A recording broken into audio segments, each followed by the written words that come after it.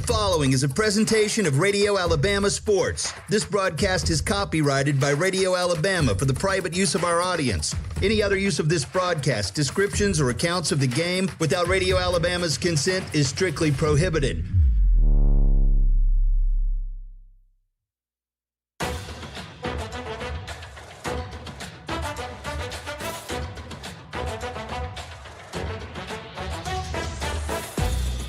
Wetumpka Indians play right here. Welcome to the Collier Ford Wetumpka Sports Network and the RE/MAX Cornerstone Realty pregame show, sponsored in part by Collier Ford, Central Alabama Community College, RE/MAX Cornerstone Realty and RE/MAX Cornerstone Realty Plus, Baptist Health and Baptist Ortho Now, the City of Wetumpka, Central Access, Russell Do-It Center, State Farm Agent Jackson Hagan, Wharf Casual Seafood, First Community Bank, Montgomery Fire Equipment Company, CAC Adult Learning, and Precision Floor Care.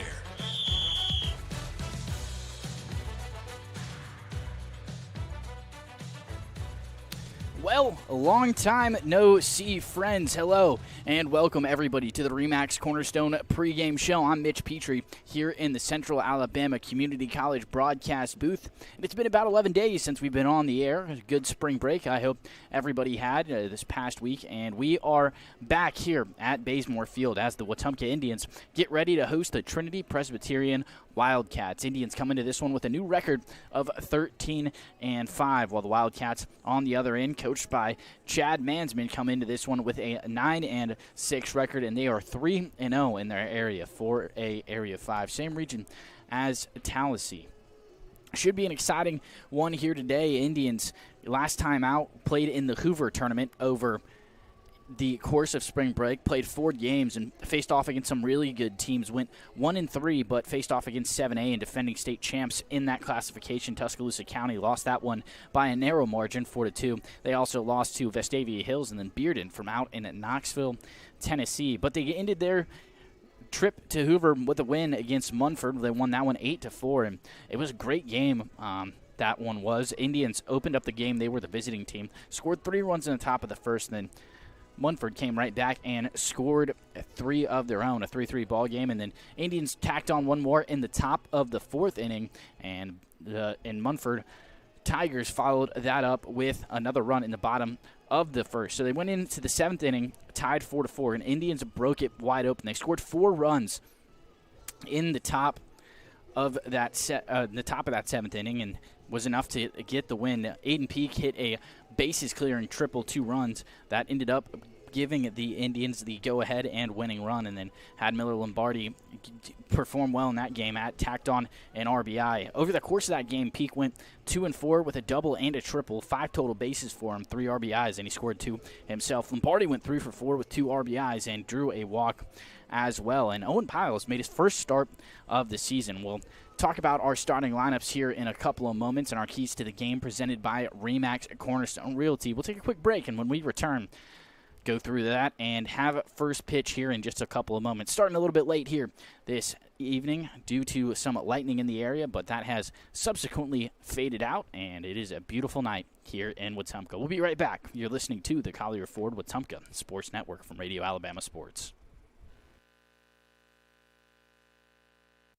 At First Community Bank of Central Alabama, banking's about real relationships, trust, kindness, and a shared commitment to making life better. As your neighbor and partner across Elmore and Autauga counties, we're here for you, whether you're planning your future, buying your first home, or building your wealth.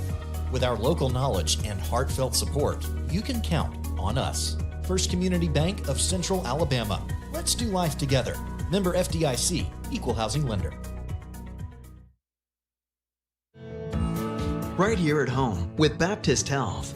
From emergency care to advanced heart services, orthopedics, and women's health, Baptist Health is delivering the kind of care our community deserves, close to home. Their team of physicians, nurses, and specialists are committed to one thing, you and your family. Because great health care isn't about treatment, it's about trust. Choose the care more families across Central Alabama count on every day. Baptist Health, stronger together. When it comes to real estate in the River region, trust the team that puts you first. Chad Barrett, Beverly Wright, and Kathy Thornton. With experience, dedication, and a commitment to making every move smooth, they're here to guide you whether you're buying, selling, or investing. Together at RE/MAX Cornerstone and RE/MAX Cornerstone Plus, they're the names families across our community count on. Call today and let Chad, Beverly, or Kathy help with your next move.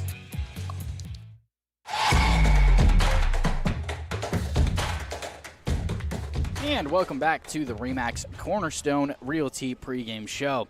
A couple of moments away from first pitch here tonight, and on the bump for the Indians tonight, it is Dylan Jordan. Comes into this one with a 3-1 record and picked up a save as well. He's appeared in 6 games, started 4 of them. He's gone 19 and a third innings across the course of the season, allowing 9 hits, 9 runs, but just 4 of those runs earned and 13 walks compared to 33 strikeouts. Good numbers for him. He comes in also with a 1.44 ERA. Last time out, he pitched to start us off in the Tuscaloosa County game.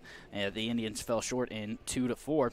He went 4 1/3 in that one, gave up 3 hits, 2 runs, both of them earned, 2 walks, and 6 strikeouts. So a relatively tight turnaround for Jordan, just 6 days removed from that last start. He'll get the nod here tonight. On the other end, for the Trinity Wildcats, it's Lance Sharpless pitching for them, and see if we can't find some stats on him as we get ready for this one. Your starting lineups presented by First Community Bank. First, we'll start with the Trinity Wildcats. Leading off for them tonight is the right fielder, John Michael Cox. Mason Hawkins, the second baseman, will follow him. And batting third, it's the pitcher, Land Sharpless. Pat Mitchell, the first baseman, will bat cleanup. And P.J. Shelton, the designated hitter, will follow him. Brody Owens, the catcher, batting in the 6th spot. And at 7, it's Luke Hall, the shortstop. John Allen Troll is out in center field, batting 8th. And rounding out the lineup for the Trinity Wildcats, it is Brandon Boswell, the left fielder. And then at third base, not batting here tonight, it's Chapman McInnes for the Wildcats. And for your Wetumpka Indians, starting out in the bump, it's Dylan Jordan, and he'll be caught by Logan Fawcett. Asher Nobles over at first base. Peyton Dickey at second base. Miller Lombardi at shortstop, and Connor Jacks at third base. Henry Evers out in left field, and Bobo Browning in center. Kyle Richardson in right. And familiar lineup for this Indians team. Aiden Peak, the designated hitter here tonight, batting leadoff as well. We'll talk more about the Indians' order when it's their turn to bat in the bottom of the first. Key to the game presented by RE/MAX Cornerstone Realty is going to be Indians. Got to score 4 runs. That is the magic number for the black and gold here tonight. 10-0 when they score more than 4 runs. And it seems to be the magic number. Every single game that the Indians have won this season, outside of one, they have scored 4 or more. And you can hear the beautiful voice of the Indians PA announcer, Braxton Palmer, behind me, a longtime PA announcer here for the black and gold, introducing this Indian starting lineup. We'll have the national anthem here for you in just a couple of moments. We'll be right back on the Collier Ford Wetumpka Sports Network from Radio Alabama Sports.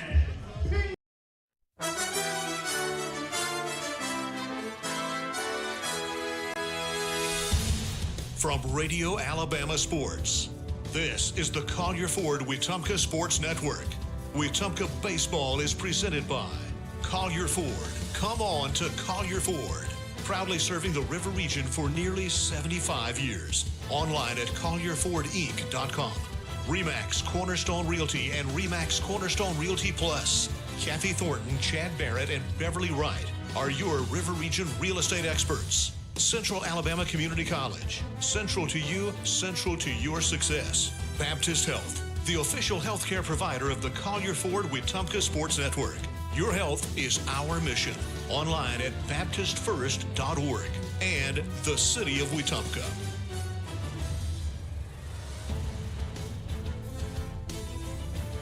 Well, it's almost time for first pitch here on the Collier Ford Wetumpka Sports Network. Before we get there, we'll let you take a quick listen to the national anthem.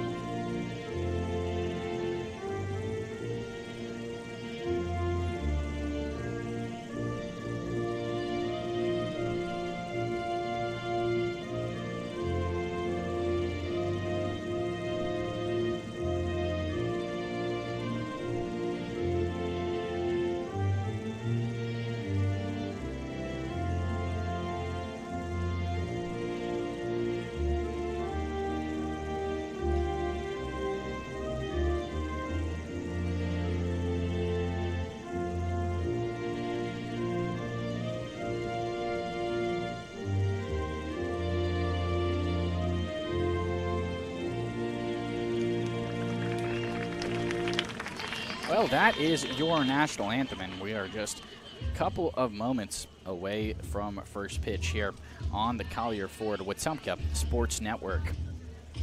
I mentioned Dylan Jordan is going to be the man to start here tonight. Great numbers for him across the season and committed to play at Huntington after his senior year is over.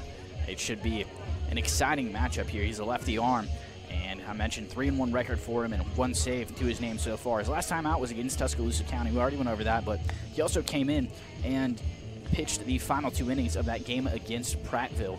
Went 2 innings, only gave up 1 hit, walked 1, and 4 strikeouts. And over the last 3 games, he's had 4 or more strikeouts in each one of those games. And while that might not seem super impressive, 2 of those games, he only pitched 2 innings. So 6 of the outs recorded. He's definitely shown the ability to make guys swing and miss. He's got a lot of break on his breaking balls, and hopefully he can keep that up here tonight. Indians come out wearing their gold jerseys, Vegas gold, with white pants and a black stripe down the sides, black hats with a gold Wetumpka W on the top. Trinity, on the other hand, comes out with navy blue jerseys on top with white pinstriped pants with, I would assume, navy on the pants, and then their hats navy blue with a white tee for Trinity, and they've got a script Trinity across the front with red numbers on the jersey as well. It's a great and beautiful night here out in Wetumpka at Bazemore Field. It's a crisp 75 degrees right now. It's a little dusty out there. It feels like 74, and the wind is blowing straight from left field to right field, so going to be pushing everything down the first base side. And 8-mile-an-hour winds, but gusts of 19, so definitely could give some outfielders some problems, as we kind of seen throughout the last couple of games here on the Wetumpka Sports Network. It's been a couple of windy ones, so definitely something to watch as this game goes on. About ready here for first pitch. John Michael Cox going to lead the Wildcats off here tonight. He's the right fielder wearing jersey number 10 for the Trinity Wildcats. Behind him, it'll be Mason Hawkins, the second baseman, and Land Sharpless, the pitcher. Your 3 due up here. And Jordan takes his place on the mound, ready to get us started. Collects, fires, and first pitch downstairs for a ball. I mentioned the Indians' trip to Hoover this past weekend. Second pitch outside and upstairs. 2-0 count here to start us off for Jordan in the Indians. They went 1-3 over that, but played some really good competition as the 2-0 is upstairs and outside. 3 straight balls for Dylan Jordan to start us off here tonight. They played against the defending state champs at the 7A level in Tuscaloosa County and gave them a good run for their money. Led for a couple innings in that one, ultimately fell short 2-4. Played a lot of really good talent. Vestavia Hills ranked in the top 10 in 6A as the 3-0 is right over the heart of the plate. Good recovery pitch there. 3-1 count now.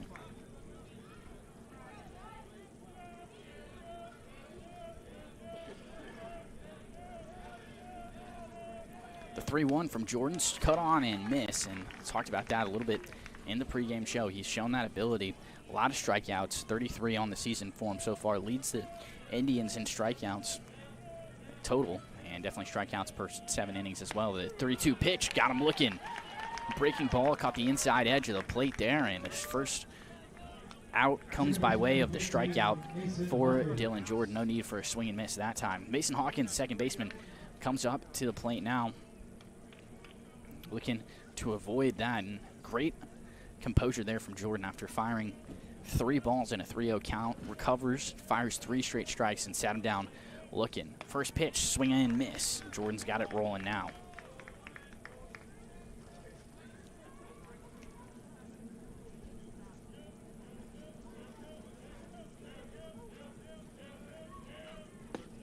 And a called strike 2 right over the heart of the plate again. Jordan quickly in an 0-2 count here.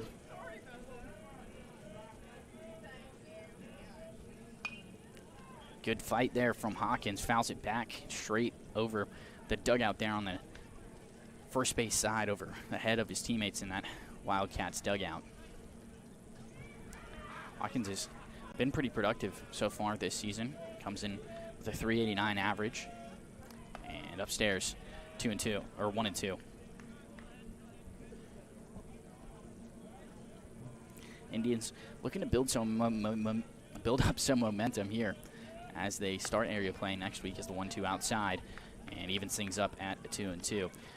Next week they will face off against Percy Julian 3 times. Tuesday they will host the Phoenix at home and then travel out to Montgomery to play in a doubleheader on Thursday, April 9th. We'll be broadcasting all those games here on the Wetumpka Sports Network as the 2-2 right over the heart of the plate and another strikeout looking. So 2 strikeouts and 2 batters faced for Dylan Jordan, who's really shown that composure and also highlighted why he's leading this Indians team in strikeouts. Another righty will come up to the plate. This time it's Lane Sharpless. He'll be on the mound here in the bottom of the first inning, starting pitcher for the Wildcats here tonight. Also, freshman playing on varsity. First pitch swinging from him, popped it straight up in the air. Nobles dancing around for it, but he'll get called off by Peyton Dickey, who makes the catch over there at second base, and a 1-2-3 inning for Jordan and the Indians. We'll be back in just a moment on the Collier Ford Wetumpka Sports Network from Radio Alabama Sports. Protect what matters most with State Farm agent Jackson Hagan in Wetumpka. From auto and home to life insurance, Jackson Hagan and his dedicated team offer personalized service to ensure you have comprehensive coverage tailored to your needs. As a local agent, Jackson Hagan understands the unique challenges you face and is committed to guiding you through every step, from quotes to claims. Trusted a neighbor who truly cares. Like a good neighbor, State Farm agent Jackson Hagan is there. Call 334-478-3864 for a quote today. Hi, I'm Beverly Wright with RE/MAX Cornerstone Realty. I know buying or selling a home is a big decision, and that's why I treat every client like family. Whether it's your first home, your forever home, or anything in between, I'll make the process as smooth as possible. I'm Beverly Wright at RE/MAX Cornerstone Realty, here to serve you.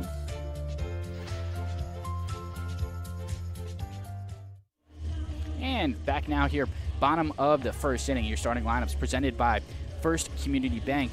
On the mound, mentioned a couple of times, Lane Sharpless is going to be pitching for the Wildcats. Brody Owens will catch for him, and over at first base, it's Pat Mitchell. At second base, it's Mason Hawkins and Chapman McInnes at a third. The shortstop, Luke Hall. Out in left field, it's Brandon Boswell. And in center field, it is John Allen Troll and John Michael Cox out in right field. Now, your time for your Wetumpka Indians batting lineup here, presented by First Community Bank. Leading off for the Indians tonight, it is Miller Lombardi. A little bit of a different lineup. He's earned that leadoff spot here, second in the team in average. Connor Jackson, third baseman, will follow him, and Kyle Richardson right behind him, the right fielder. Aiden Peak batting cleanup tonight. He'll be followed by Peyton Dickey, then Henry Evers, the left fielder. Logan Fawcett at the 7th spot, Asher Nobles at 8th, and rounding out the lineup, Bobo Browning, the center fielder. Sharpless is a right-handed pitcher, and first pitch strike there to Lombardi. Caught the outside edge of the plate. Lombardi has been a dominant force for the Indians so far this season as he cuts on the 0-1 and a bloop single out there, and hustling to get there in time was Boswell. Almost let it go right by him. That certainly would have been extra bases for Lombardi, so a leadoff single for Lombardi on just 2 pitches. And that'll bring up Connor Jacks to the plate. Jacks, the third baseman and a right-handed batter for this Indians team.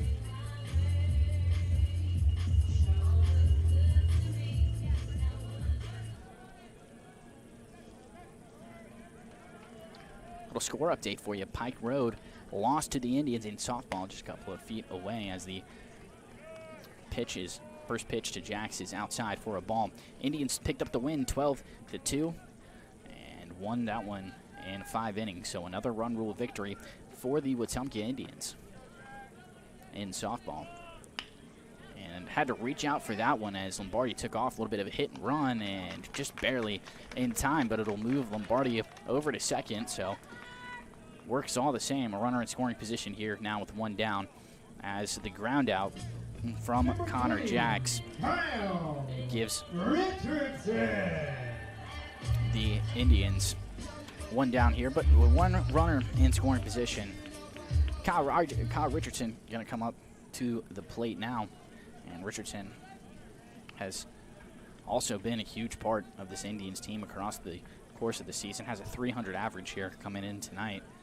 And leads the teams in runs scored as he takes ball one out aside there. Scored 15 runs across the season, so just flashing that speed. A real five-tool player for the Indians. Made a lot of good plays out in right field here as Sharpless collects and gets ready to fire the 1-0. Laced by Richardson, and that is a fair ball and a hustle play from Cox there to stop it from rolling to the fence. Certainly thought it was going to be extra bases, but an RBI single for Kyle Richardson. Miller Lombardi comes across to score rather easily there. And Indians draw first blood here, 1-0. They lead it here in the bottom of this first inning. And that'll bring up Aiden Peak to the plate. He's earned the role as the cleanup hitter so far this season. Started off kind of leading off for the Indians as first pitch swinging from him, a ground ball right in between the 5-6 hole. And another base hit for the Indians, 3 of them in 4 batters, and Richardson stops at second base, so 2 on here for Peyton Dickey as he comes up to the plate. It's a good spot to be if you're the Indians. Peyton Dickey leads the team in average with a .372 and a .481 OBP. He's second in RBIs with 15 and second in total hits with 16. Just a guy who knows how to get it done. Always dependable, Peyton Dickey. So 1 down here for Dickey with 2 on and 1 in scoring position as the first pitch from Sharpless is over the heart of the plate there. For strike 1, no swing from Dickey.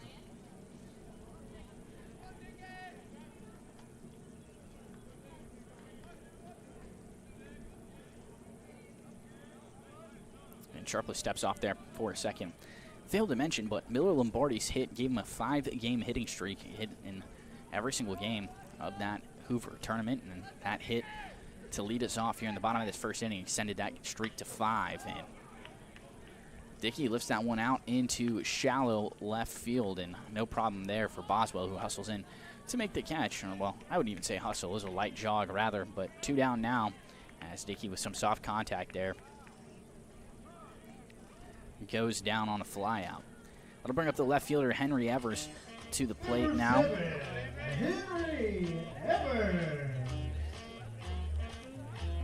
Evers also a .250 hitter here so far this season. He's got a couple of extra base hits, though, a double and a triple to his name across the course of this season. And first pitch fouled straight back off the mask of Owen there, the catcher for the Wildcats, and see if the umpire gives him a little bit of time to collect himself. He had to hustle back to the backstop there, pick up that foul tip, and so a 0-1 count here to Henry Evers, another right-handed hitter.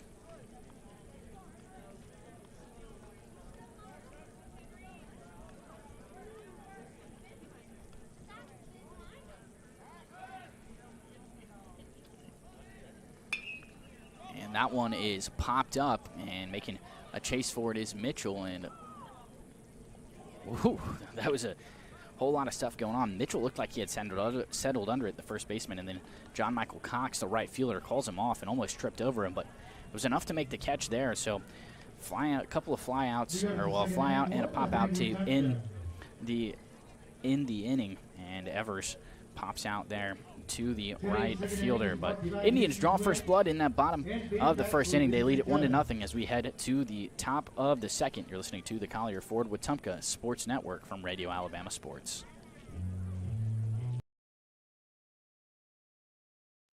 Are you tired of slow internet? With Central Access, you get the speeds you pay for delivered directly to your door, so you won't get bogged down when your neighbors are online too. Stream, game, work, and video chat. No contracts, no data caps, no price hikes, nothing but an exceptional online experience. Check availability today at caecaccess.com. Central Access, your local link to broadband.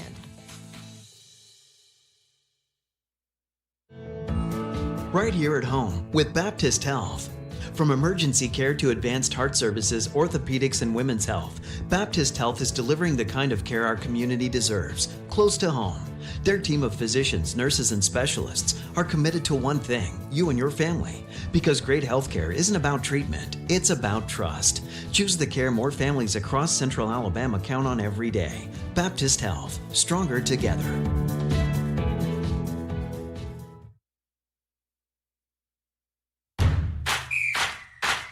105.1 WRFS is WRFS-FM, Rockford, Alexander City, Lake Martin, Wetumpka, Prattville, Montgomery, home of the Wetumpka Indians on the Collier Ford Wetumpka Sports Network.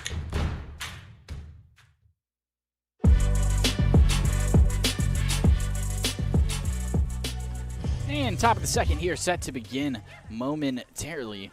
And Indians with a 1-0 lead over the Trinity Wildcats. Pat Mitchell, the first baseman, will lead us off here. And P.J. Shelton, designated hitter, will follow him. Brody Owens, the catcher. Your three due up here in this one. Jordan picked up 2 strikeouts and has yet to allow a base runner through first frame. And got both of those strikeouts looking, did Jordan. First lefty on lefty action here tonight. And first pitch, umpire thought about calling a strike. Not sure that he did or not. He kind of flashed up that arm there for a second. And no hand signs from him, so it's a mystery as to what the count is.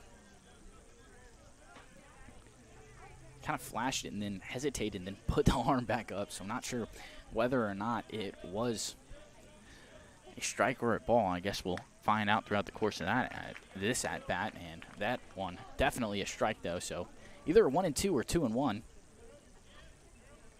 Apologies for the confusion here as Jordan fires inside for ball 2 or 3. Not super sure here. I guess we will find out what's going on here. Mentioned Mitchell, the first baseman, first lefty that Jordan has faced here tonight, and they did call it a ball. So a first walk of the night and first base runner as Mitchell heads to first on a walk. Designated hitter number 3, P.J. Shelton.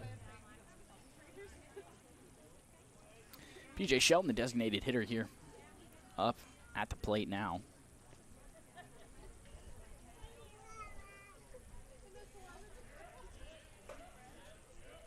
Shelton's got a .333 average here so far this season. And his first pitch to him is a ball inside. He's got 4 extra base hits here, but not as many RBIs as you would expect for a guy hitting .333. Just 11 RBIs on the season here, and with an extra base hit, maybe has a chance to tie up this ball game. The 1-0 from Jordan, check swing upstairs, but umpires say he held up in time, so a 2-0 count here for Shelton.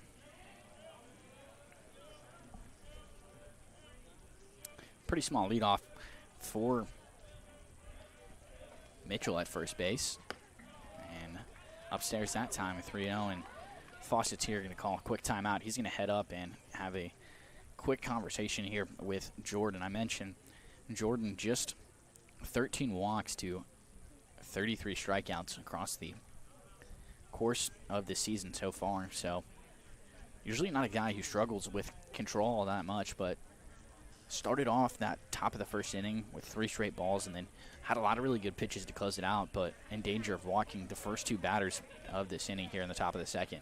Jordan fires with a 3-0, and that one right over the heart of the plate. Good recovery pitch for him.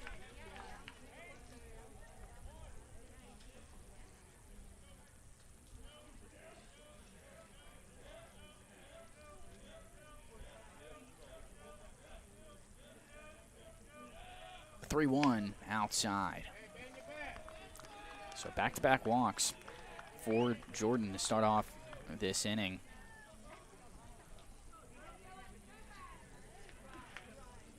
And that will bring up the catcher, Brody Owens, here to the plate. Owens has a .333 average here. A lot of guys on this Wildcats team seem to hit it pretty well. .328 average for them as a team.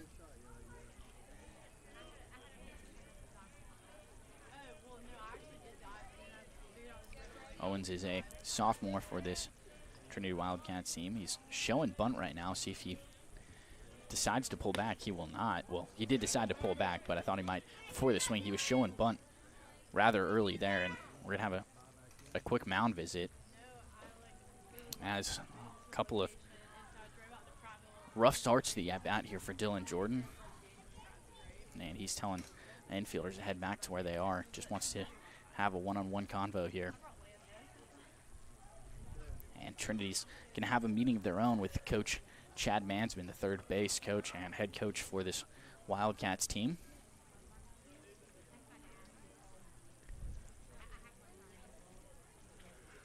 So 1-0 count here when we resume play. 2 runners on, both coming by way of walks.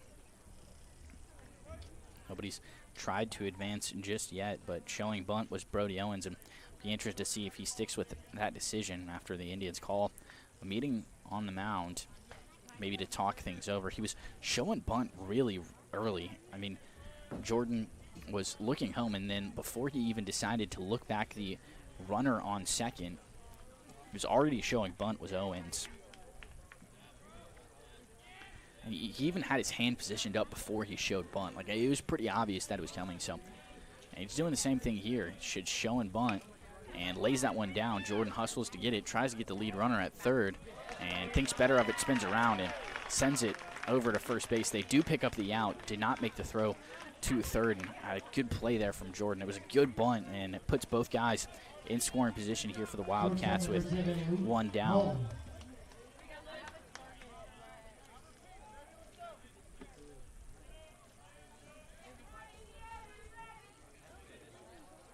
I'll bring up the shortstop, Luke Hall, to the dish.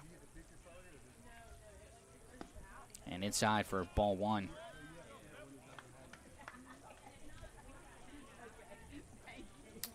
Had a little bit of weather delay, had some lightning in the area, just a couple of strikes, and then no rain to speak of, though, and didn't have to wait too long here for a varsity start. Just the first pitch delayed by about 20 minutes or so. 6:48 first pitch. That one, apologies folks, was downstairs for ball 2. So a 2-out count here to the shortstop, Hall.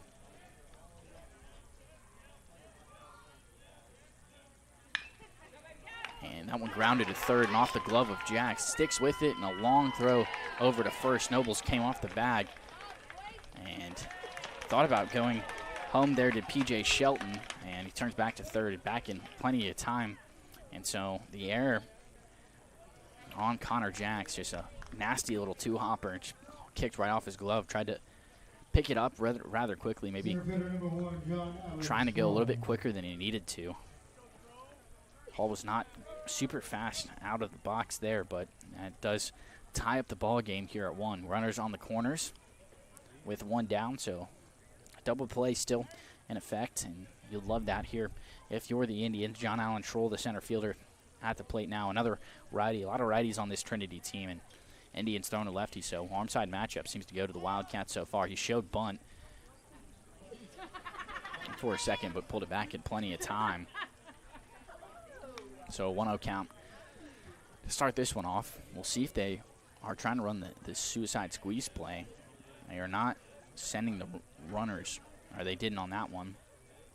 See if they stick with a bunt call for Schroll. Schroll does show bunt, does not pull back in time. And a throw from Fawcett under the glove there of Lombardi at shortstop. And they allow the run to score there. The throw would have been in plenty of time there, but Schroll in no hurry to get out of the batter's box. Kind of made Fawcett double clutch it and threw a little kink in his rhythm. It's a tough break for the Indians. And so now Wildcats with a 2-1 lead over the Indians. A runner on second base here, and the 1-1 count upstairs, 2-1.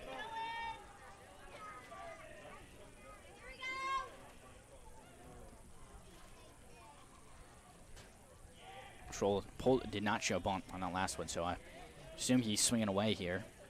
Yeah, that makes sense considering the situation. Cut on and missed that time. Good pitch from Jordan. Off-speed pitch had him in the rocking chair a little bit, and a 2-2 count now.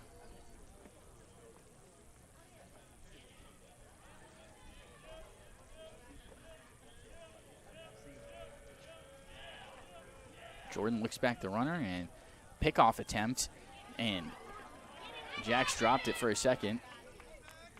And that was interesting. The moment he turned around, Hall decided to break for third base and then was tagged out. So 2 down now here in a 2-2 count. Jax lost it for a second but hustled with it. Hustled to pick it up and then laid down the tag just in the nick of time there. It was a close play at third, but Jax got it done. So Indians limit the possible damage here. They did have the runner on second, but after the misfire steal attempt from Hall, 2 down. Downstairs for ball 3, and full across the scoreboard here. 3 balls, 2 strikes, 2 outs in the top of the second inning. Wildcats lead it 2-1.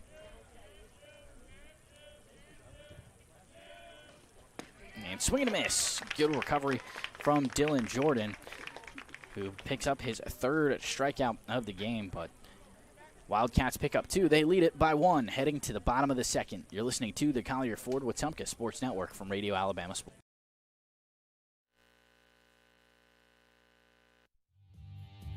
Hi, I'm Kathy Thornton with RE/MAX Cornerstone Plus. Helping families here in the River Region is more than a job, it's personal. I take the time to listen, understand what you need, and fight to get you the best deal possible. Whether you're buying or selling in Central Alabama, let's work together to make it happen. I'm Kathy Thornton at RE/MAX Cornerstone Plus, here to help you every step of the way.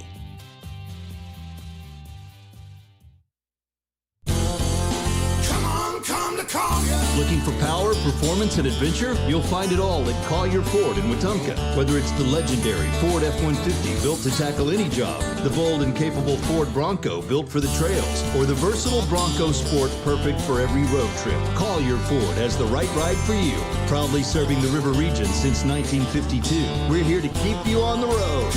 Come to Collier.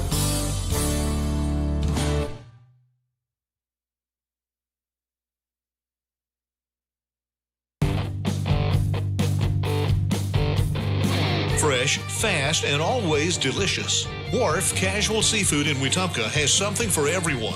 The Collier Ford Wetumpka Sports Network is proud to be fed by Wharf Casual Seafood.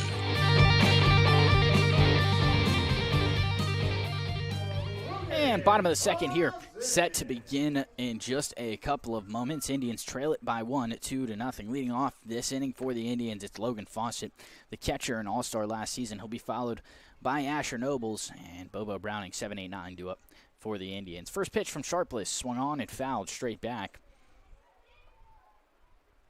And an 0-1 count here to Fawcett to get things going.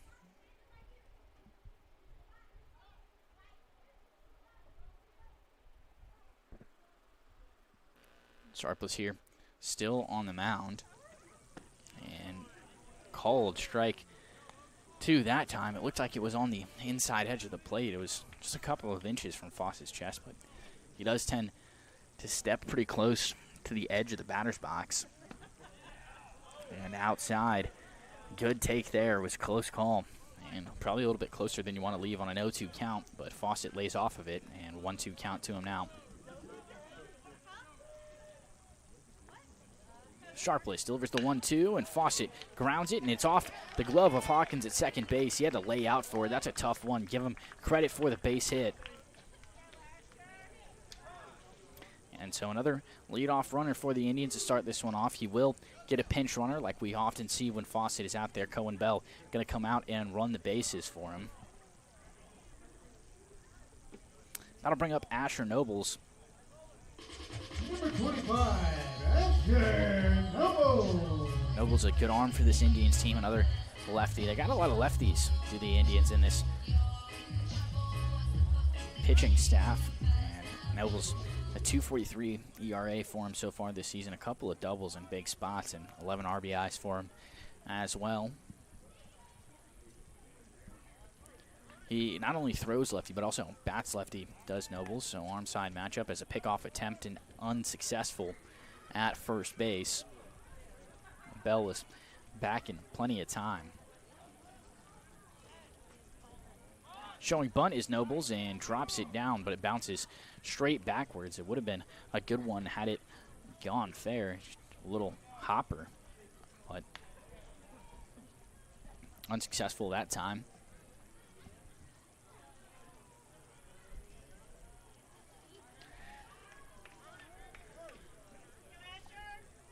Nobles will step back into the box here. Sharpless looks the runner over at first, and another bunt attempt from Nobles.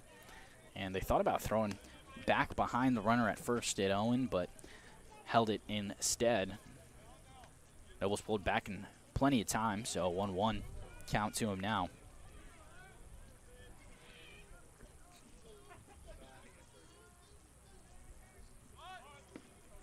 Shows bunt, but did not pull back in time. And he left it, just kind of miss it out there. So now a 1-2 count here. No outs for the Indians as they trail it 2-1.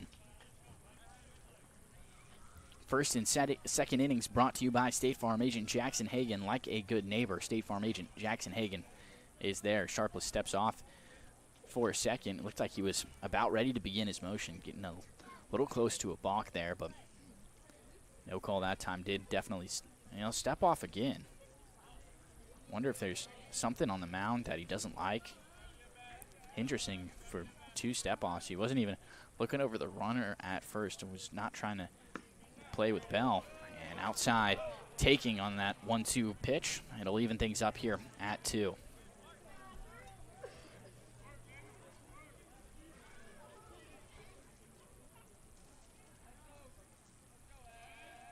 The 2-2 swung on and missed. Nobles goes down on strikes there. Dropped it for a second, did Owen. And Nobles did not take off in time. I'll bring up the 9-hole hitter, Bobo Browning. And that was the first strikeout of the game for Sharpless as well. Generally you equate the 9-hole hitter with a guy who's not super productive, but that is definitely not the case here for Bobo, who comes into this one with a 407 batting average. He's or 407 OBP, apologies, 295 average for him on the season so far. Pickoff attempt, almost in time. Good slide from Bell, and he beat it. It's a good pickoff move from Sharpless. He really turns around and fires that thing quickly. Definitely could catch a guy sleeping here as we go through the course of this one. And Bell took off for second, but a foul tip from Bobo Browning straight over the backstop gives a 0-1 count, and Bell will have to retreat to first base.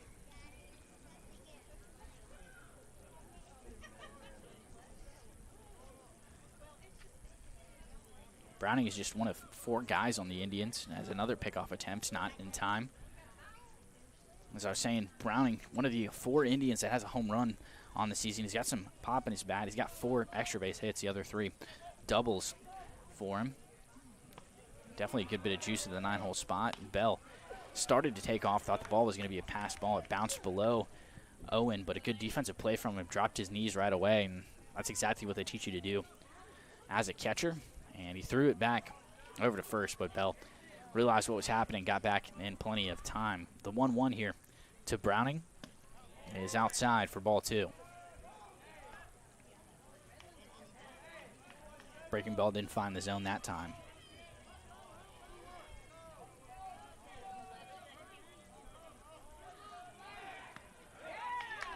And a third pickoff attempt in this at-bat, and they get Bell that time.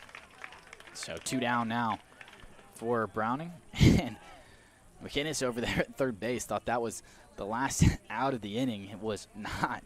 Started to trot across the infield there, and I'll have to make the walk of shame back to third base. The 2-1 to Browning is in there for a strike. All right, even at 2 here, 2 down.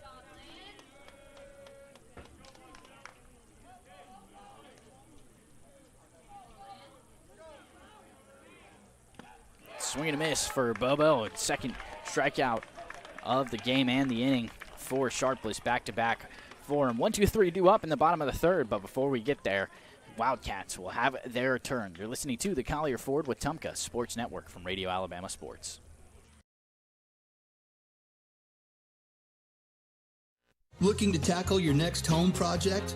Look no further than Russell Do-It Center and Building Supply, with same-day pickup, ship to store, and ship to home, all available at russelldoitcenter.com. Whether it's paints, tools, lumber, or lawn care, we've got what you need with the service you can trust. So be sure to shop today at russelldoitcenter.com. russelldoitcenter.com. Experience and knowledge from the pros. Russell Do-It Center and Building Supply.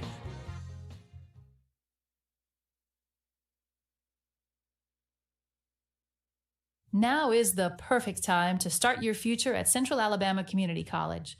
CAC's next mini-term begins March 9th, giving you a fast, flexible way to earn college credit or start a new career path. With campuses in Alexander City, Childersburg, Talladega, and Prattville, CAC offers affordable classes designed to fit your schedule. Don't wait for fall. Get started this spring. Apply online today at cacc.edu. Central Alabama Community College. Central to you, central to your success.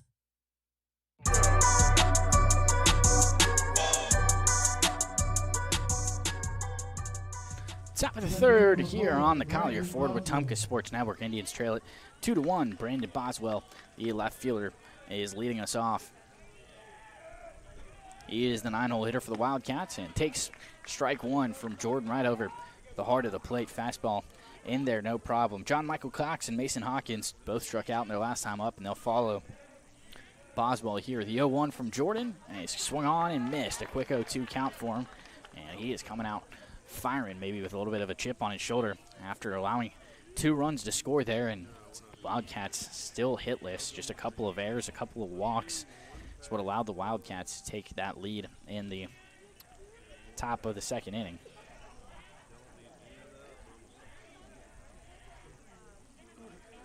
And that one got away from Jordan off the left shin of Boswell.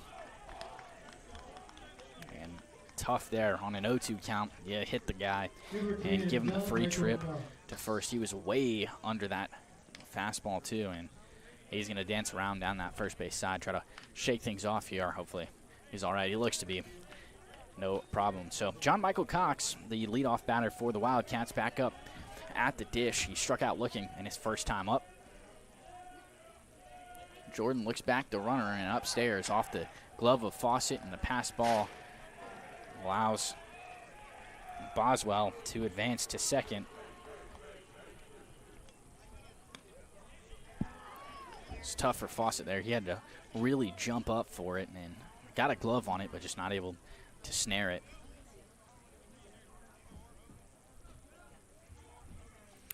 So, again, runner in scoring position here on second base. Nobody down. A 1-0 count to John Michael Cox,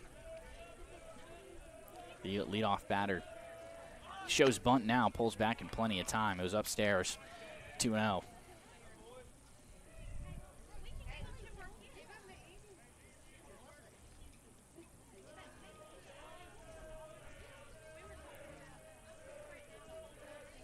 Jordan looks back the runner. And no pickoff attempt this time. Outside. 3 straight balls to Cox here. Struggling with that control a little bit is Jordan. He came out firing a 0-2 count and then hit the batter. Now 3 straight balls. Wonder if that one's sticking in his head just a little bit.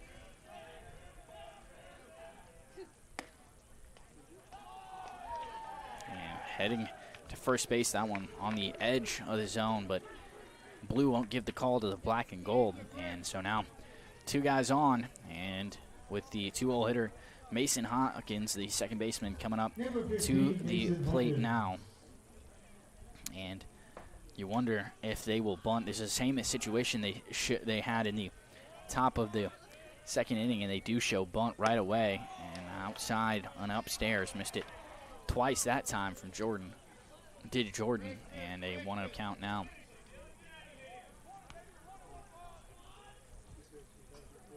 And Fawcett heading back up here to the mound, and Coach Brooks is going to come out there as well. Indians do have some action in the bullpen as well. Let's see if we can't work on seeing who that is. And that might do it for Jordan. I would imagine, though, that they probably leave him out here, try to see if he can work himself out of this jam. But 3 walks and a hit batter, it's not what you want to see out of your starting pitcher. Jordan's been pretty solid for the Indians across the season. I mentioned he's got just a 1.48 ERA coming into this one tonight. That's going to jump up probably just a little bit. And I mentioned 13 walks to 33 strikeouts. He's shown the ability to make guys swing and miss, but that ability nowhere to be found tonight so far. Well, he has had 3 strikeouts, just struggling with that control just a little bit. Coach Brooks still out there talking to the whole infield, and makes sense considering the situation. You know the Wildcats are going to be bunting here. It's exactly what they did in the top of the 2nd inning, and something I love about high school baseball is they still play small ball. You don't see it much at the major league level anymore. Not a lot of bunts. And analytics sometimes will tell you it's not the right thing to do, but and you got two guys on first and second. I don't care where you are in the order. You move them both over into scoring position with a good bunt attempt. So always tough to double up a bunt as well. It's just how it goes. And meeting has concluded now. 2 guys on, 1-0 count here. And showing bunt yet again. Nobles is charging straight down. He is ready for it. Did not pull it back. And called strike regardless, even if he had. It was over the outside edge of the plate, but definitely crossed it that time.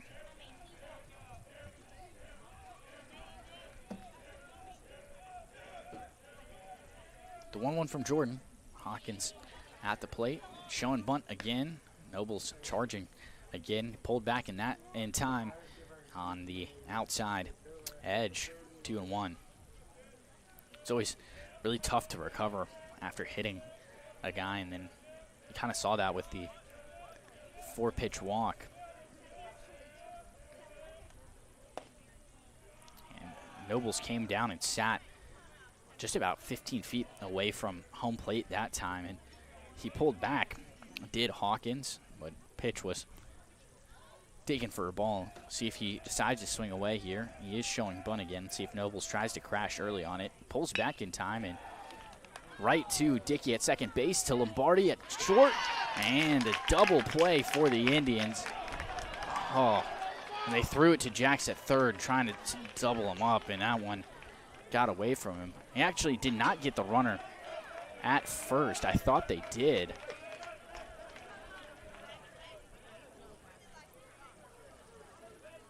And yeah, the official's calling him over. I thought it was a double play.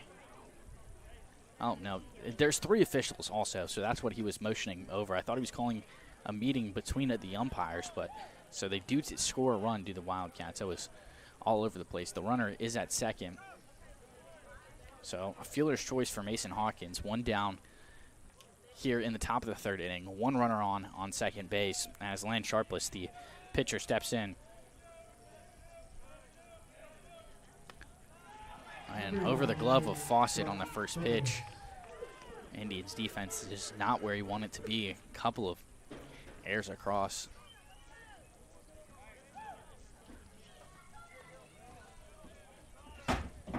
This game so far. 1-0 here. To Sharpless, and now with a runner on third base, he lifts that one into left field, and settling under it, Evers, and they will tag up, and the throw's not going to be there in any sort of time. So sac fly, RBI for the Wildcats. They've tacked on 2 in each of the last 2 innings. They lead it 4-1.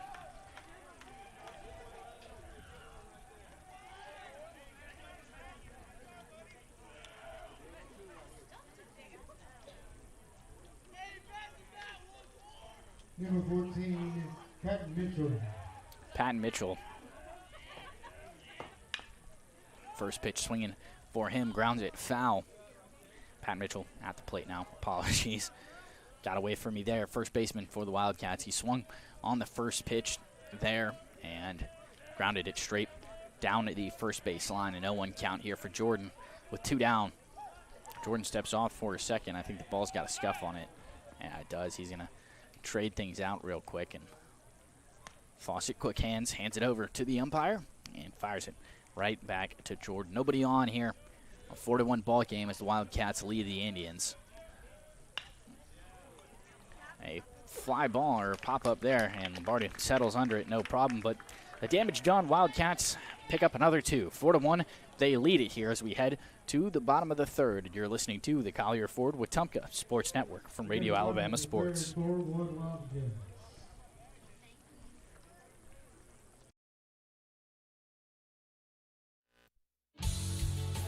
Safety starts with Montgomery Fire Equipment Company. From inspections and extinguisher service to full fire suppression systems, businesses across Alabama trust our team to protect what matters most. And now, we're hiring. We're looking for new fire technicians to join our team. If you're hardworking and ready to make a difference, this is your chance. Montgomery Fire Equipment, protecting people, property, and progress.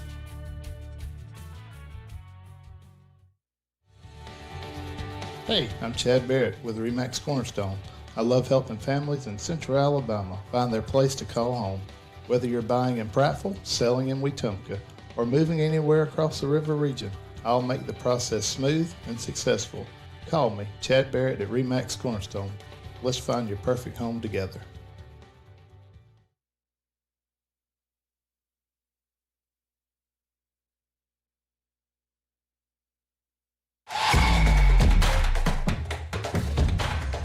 Whether it's an everyday sprain, strain, fracture, or sports injury that doesn't require a trip to the ER, Baptist Ortho now offers urgent orthopedic injury care with walk-in convenience 6 days a week. Check them out online at baptisthealth.org. Open Monday through Saturday from 8 a.m. until 8 p.m. Leading it off for the Indians, it's 1-2-3 as Lombardi takes ball 1.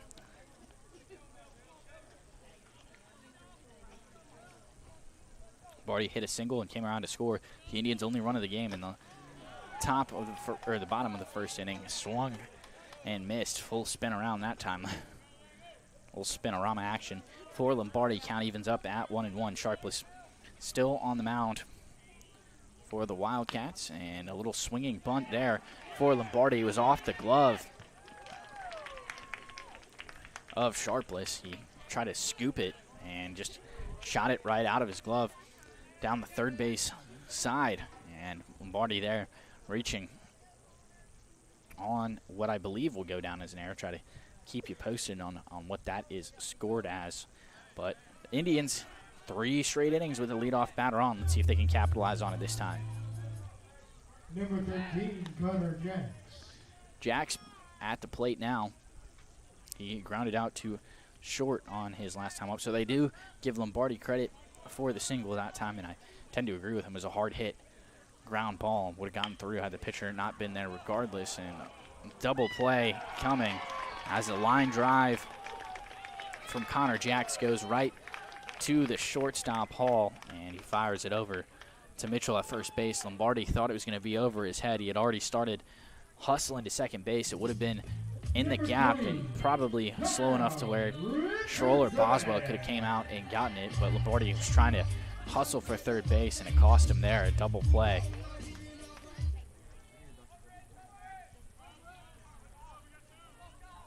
Kyle Richardson at the plate now, and the first pitch to him is downstairs for ball 1.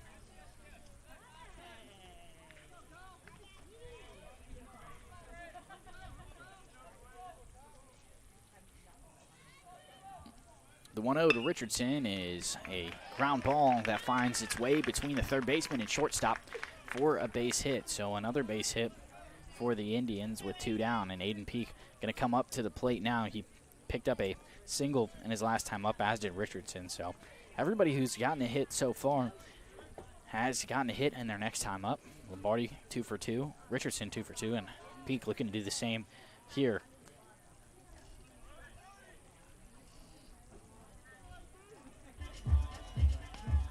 Number 5, Aiden Peak.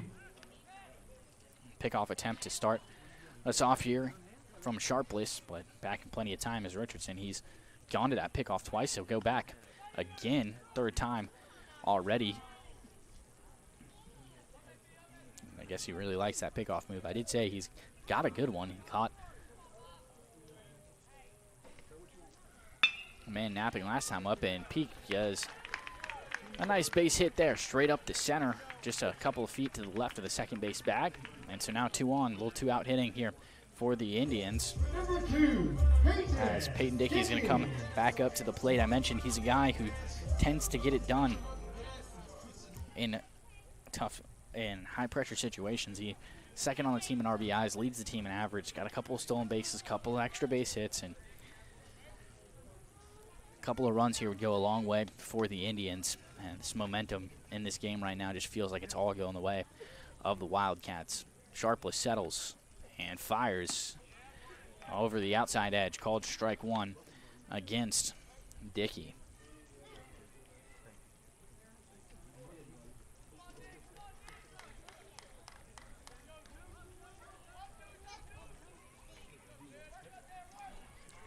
Two down here, bottom of the third. The 0-1 is taken for strike 2. A quick 0-2 count for Peyton Dickey. Started off the season really hot, did Dickey. And kind of cooled off a little bit, but still leading his team on average, in average. By no means a true cold spell. And swinging chopper there. Oh. It was a ground ball chopper, and shortstop Hall hustled over to go get it and kind of misfired on the bag. The second baseman, Hawkins, was in his way, and Richardson slid, but just barely beating him by a step. So Indians strand 2 as we head to the top of the 4th. Indians trail it by 3, 4-1. You're listening to the Collier Ford Wetumpka Sports Network from Radio Alabama Sports.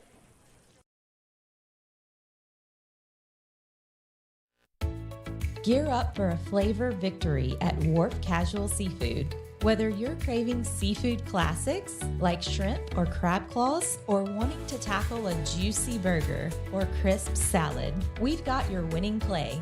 Dine in with us or grab a meal to go and find out why every bite is a win at Wharf Casual Seafood. Check out our menu at wharfcasualseafood.com. The coast is here.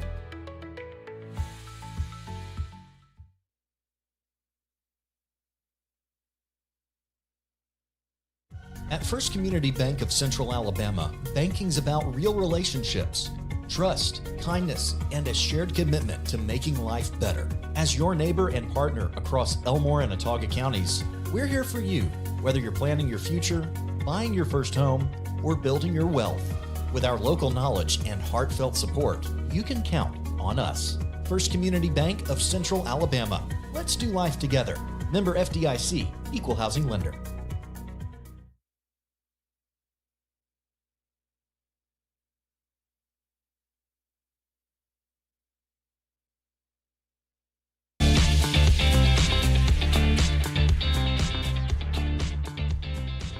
Well, it's a pitching change here to start out at the top of the 4th inning. Colton Ashmore going to get the nod here. Dylan Jordan's night is over. Tough showing for him, but hopefully Ashmore can get things going in the right direction. He's appeared in 5 games, started 3 of them, 12 and 2/3 pitched for him, 6 hits, 8 runs, 6 of them earned, 12 walks and 10 strikeouts with a 3.3 ERA for Ashmore.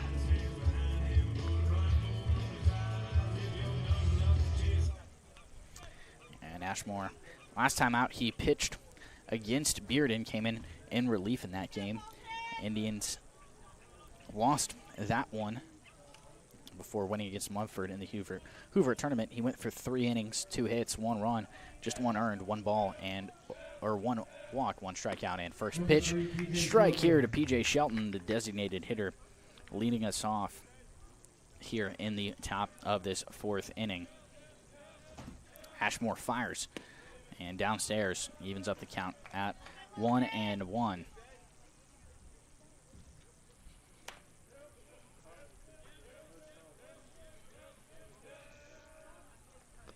Downstairs, same pitch, same result, 2-1 from Ashmore.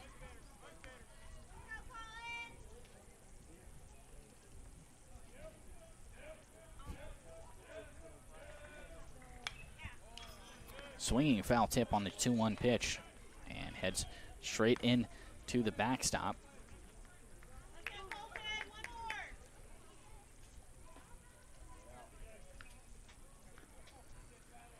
The 2-2 here to Mitchell. Shelton, that is, who drew a walk in his last time up. And inside, full count now. Breaking ball just didn't cut enough.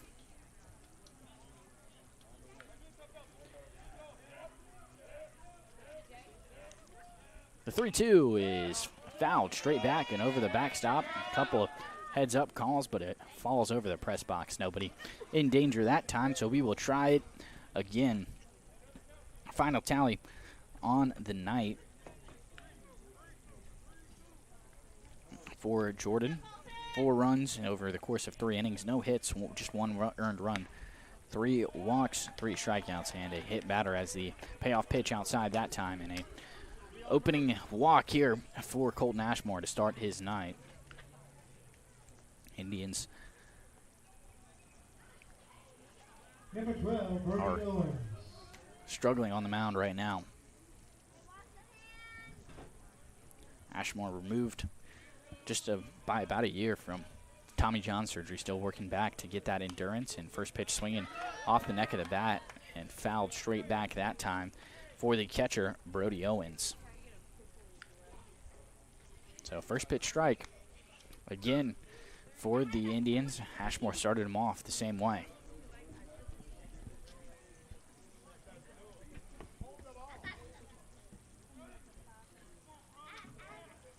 Ashmore comes home and outside, a dive from Fawcett saves it from going to the backstop. Certainly would have given the base there to Shelton, who still remains at first. A 1-1 count now.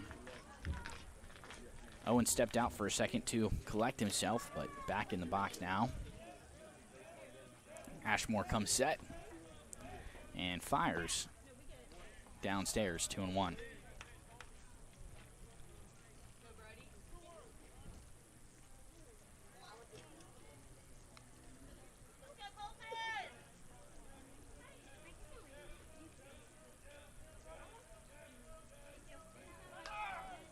And taking off, a hit and run there, and right to Lombardi at shortstop, throw in plenty of time there.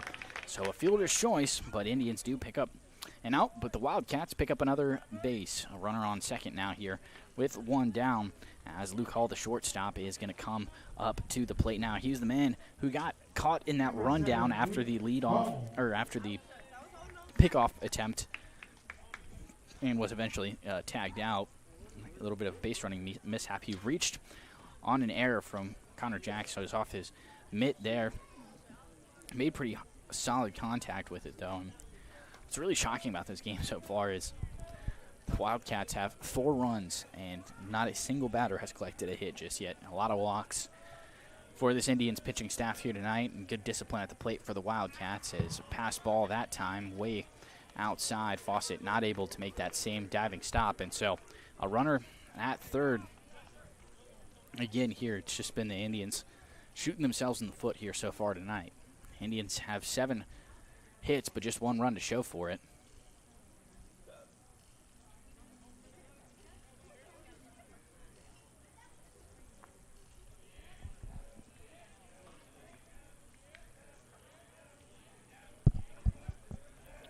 The 1-0 pitch is fouled straight down the first base side and over the fence out there. Well, out of play, a 1-1 count now.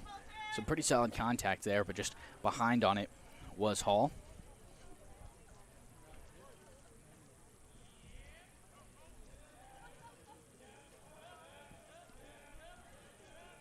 Ashmore comes home with the 1-1, and that one is lifted into left field. Having to hustle for it is Evers, and not able to make the catch. He overshot it just a little bit, and it comes down as a fair ball. Wind might have blown that one just a little bit. I mentioned it's a little bit of a gusty day. It seems to have died down just a little bit, but still some of a wind factor there. So Wildcats extend their lead 5-1, and see whether that goes down as a hit or an error. I'll make sure to keep y'all posted. See if it was the first hit of the ball game for the Wildcats, or goes down as an error. Pickoff attempt from Ashmore over at first base, but back in plenty of time is Hall, and John Allen Trull at the plate now. He's the center fielder for this Wildcats team. struck out in his last time up and lifts that one straight up. Fawcett is hustling for it, so is Jax, and it comes down at the backstop anyway.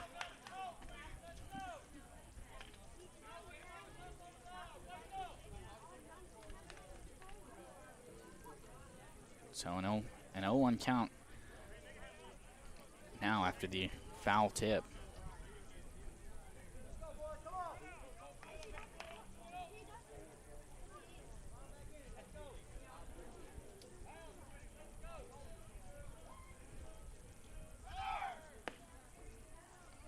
Off at second, and throw, I don't know that it would have been in time, but it was off the glove there of Dickey. Kind of looked like it might have caught him in the shin as well.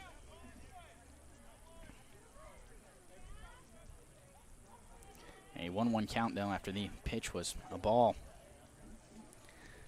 They did give credit on the Luke Hall fly ball. They did credit Henry Evers with the error on that one. So Wildcats still hitless so far. And that one right over the heart of the plate, a 1-2 count from Ashmore. Runner advanced to second on the stolen base.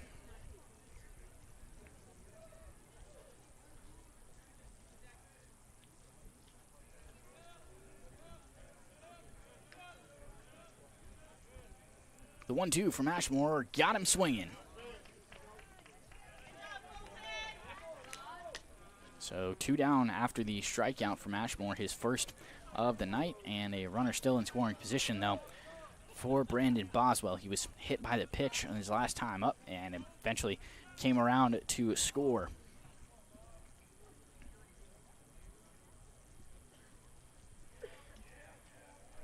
Two down here in the top of this 4th inning. And a ground ball on the first pitch of the at-bat. Noble's off of his glove. And that is another error for the Indians, just all in their heads.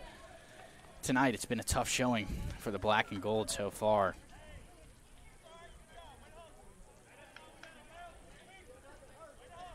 So Boswell reaches on the air, and now runners at the corner, still 2 down.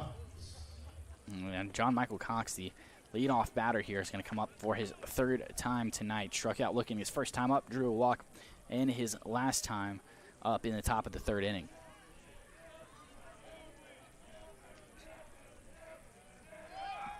And on the first pitch, they're taking off for second base, and Fawcett's not even going to bother with a throw down. He'll let him have it, showing his faith in Colton Ashmore.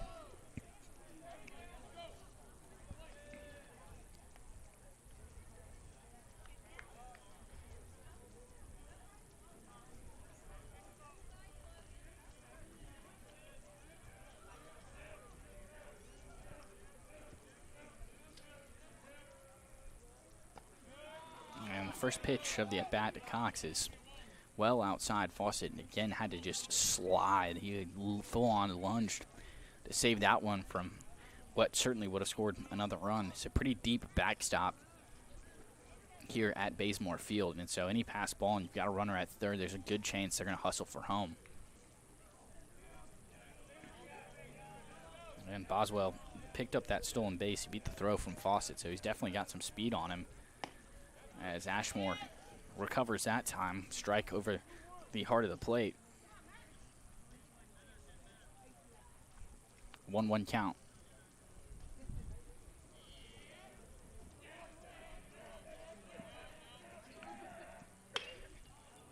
And good contact that time. Evers hustling for it. And right on the foul line, it is the exact same spot where he made the error last time. Doesn't make it this time. So Indians limit the damage with 2 guys in scoring position and 2 outs. And Wildcats extend their lead, though, 5-1, scoring another one in this inning. You're listening to the Collier Ford Wetumpka Sports Network from Radio Alabama Sports.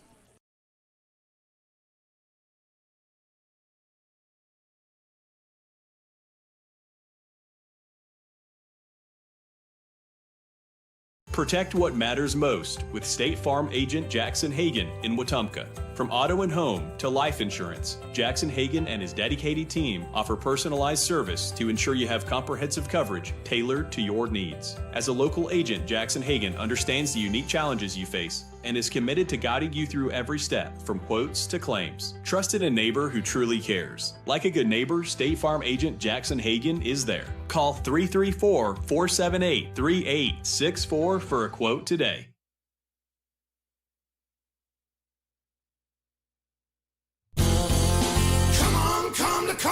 Looking for power, performance, and adventure? You'll find it all at Collier Ford in Wetumpka. Whether it's the legendary Ford F-150 built to tackle any job, the bold and capable Ford Bronco built for the trails, or the versatile Bronco Sport perfect for every road trip, Collier Ford has the right ride for you.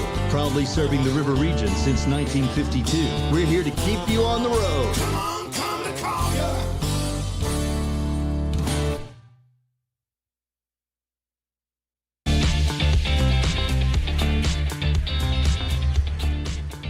Beverly Wright, Kathy Thornton, and Chad Baird are your hometown real estate experts with RE/MAX Cornerstone and RE/MAX Cornerstone Plus. When it's time for your next move, choose the best RE/MAX Cornerstone and RE/MAX Cornerstone Plus, the official real estate partner of the Wetumpka Sports Network. Henry Evers is going to lead us off here, followed by Nobles and Browning, 7-8-9 for the Indians, due up in the bottom of this fourth inning. They'll take ball one downstairs.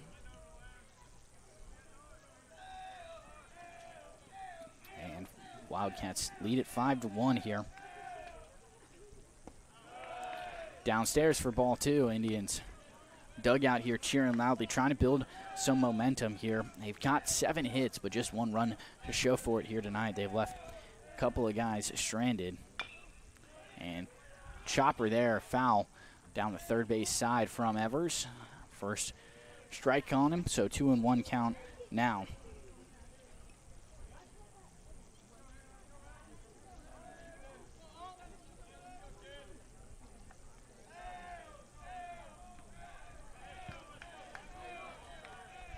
Evers will collect himself now, step back into the box. Sharpless still on the bump, and he'll come home with it. Swing and a miss for Evers. 2-2 count.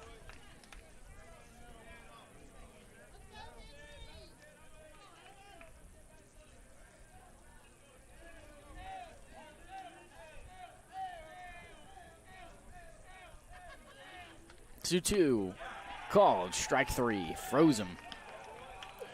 Evers goes down on strikes, and it's a third strikeout of the night for Sharpless. First one looking.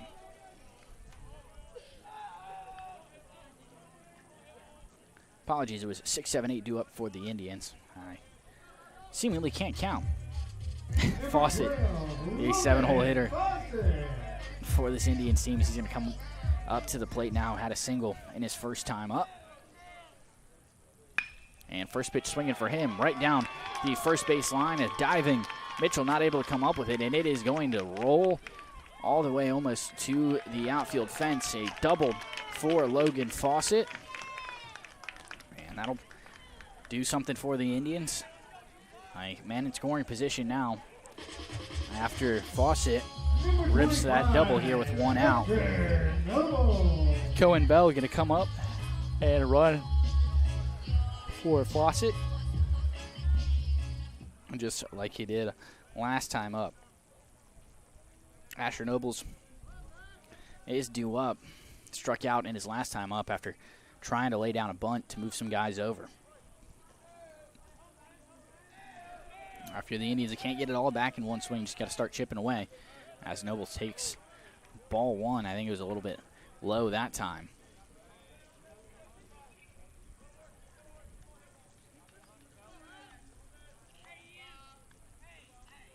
Sharpless pickoff attempt again, and they got Bell.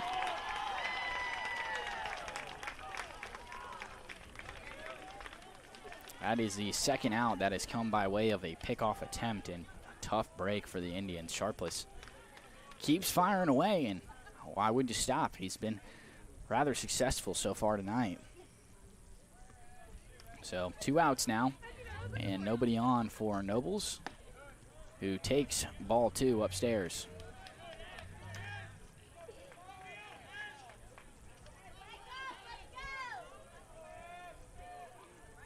Sharpless fires the 2-0, and outside a 3-0 count to Nobles.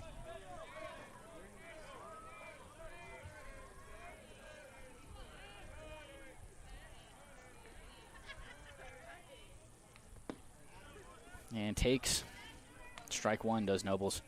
On that one, left the bat on his shoulder. And good decision.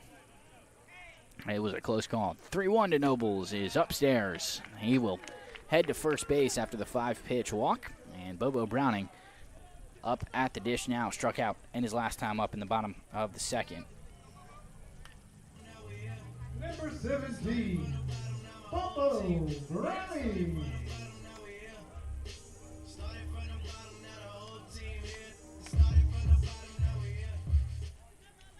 That was the first walk of the night for Sharpless.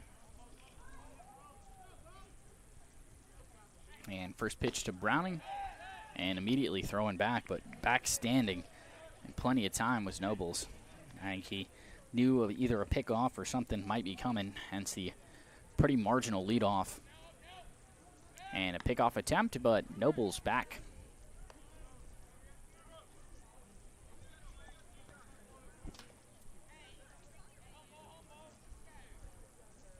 The 1-0 count here to Bobo, cut on and missed.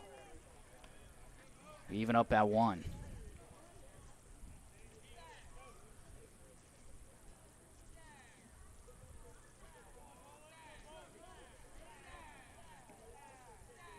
Sharpless comes set and fires downstairs, 2-1.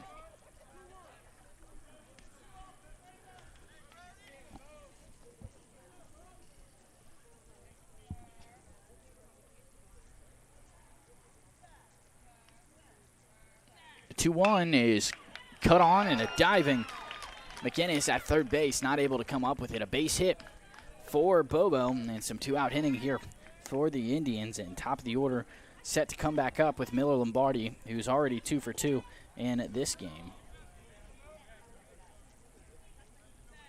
Lombardi on a 5-game hitting streak. And another guy who's just been lights out for this Indians team, both on the mound and in the batter's box. He leads the team with hits and RBIs, and I would sure love one here. Had to slide out of the way, did Lombardi on that one, and takes it for a ball on the inside edge of the plate. Arm side matchup here goes to the Indians, the lefty, and Lombardi facing the righty, Sharpless.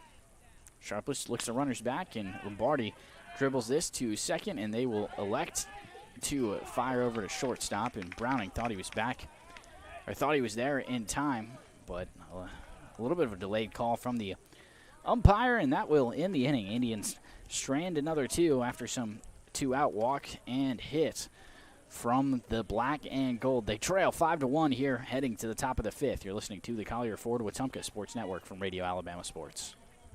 The 5th inning is brought to you by Southern.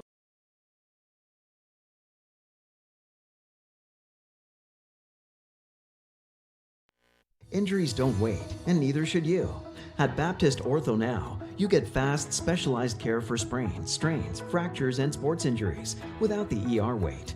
Walk in and be seen by orthopedic specialists with on-site x-rays, casting, and treatment all in one place. No appointment needed, just real care right when you need it. Open Monday through Saturday, 8 to 8 for injuries that can't wait, but don't need the emergency room. Baptist Ortho Now. Walk in, get treated, get back. Hi, I'm Beverly Wright with RE/MAX Cornerstone Realty. Every move is different, and so is every client. That's why I take the time to listen, understand, and guide you through the process with care. Whether you're buying or selling in the River region, I'm here to make it simple. Let's do this together. I'm Beverly Wright with RE/MAX Cornerstone Realty.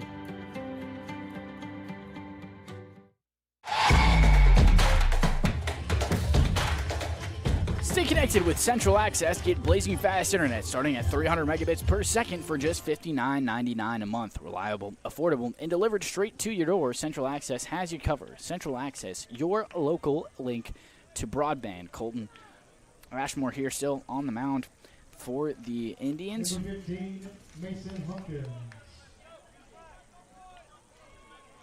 And Mason Hawkins here, the second baseman, is going to lead us off. He'll be followed by the pitcher, Lane Sharpless, and Pat Mitchell, first baseman. 3-2 up for the Wildcats. First pitch is called strike one over the outside edge of the plate for Colton Ashmore, and he's gotten a lot of first pitch strikes, but struggled as the count has gone on.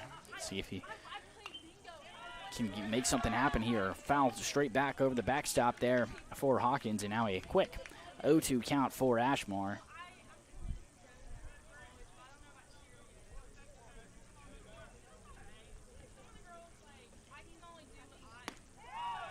Good pitch there, called for a ball on the 0-2 count, caught on the outside edge of the plate, but a real close call there, and good eye there to lay off of it. The 1-2 is inside and off the glove of Fawcett, and trails to the backstop, and Sharpless will head over to get it, but Kyle Richardson will actually be the man to go out and go grab it. Guess a change at right field here. I can't exactly spy who that is. Let's see if we can't figure it out. I think it might be either Aiden Peak or Andre Hatcher. It looked like a 5 or a 4 on the back of the jersey when he just turned around as the 2-2 was swung on and fouled. And 2-2 right off the back there of Mason Hawkins. That one got away from Ashmore. And so a leadoff man on again here for the Trinity Wildcats. Still searching for their first hit of the ball game.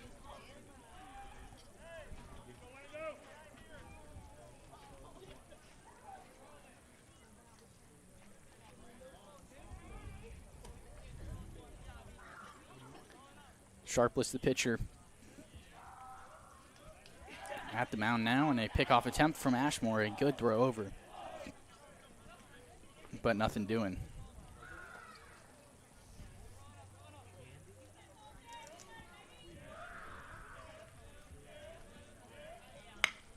And a base hit there. They finally get one to the Wildcats. In between the 5-6 hole from Land Sharpless. He gives them the first hit for the Wildcats here coming in this 5th inning. And runners at first and second now for the Wildcats.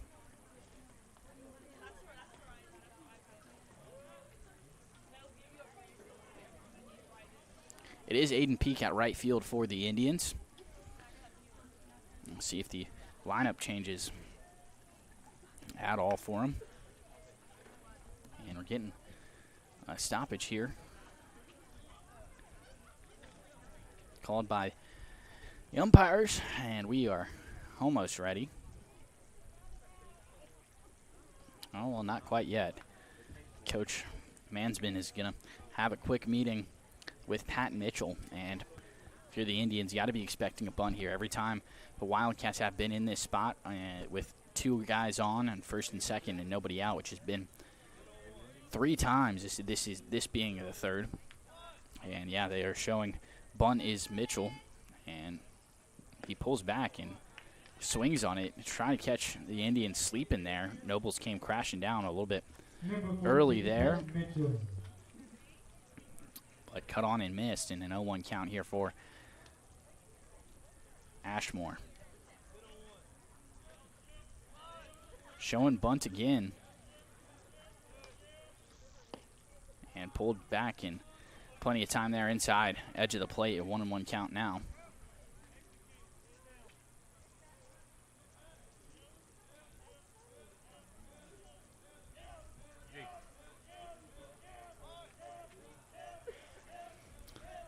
Showing bunt again, and showing it early. See, they stick with it, and they do. It rolls foul.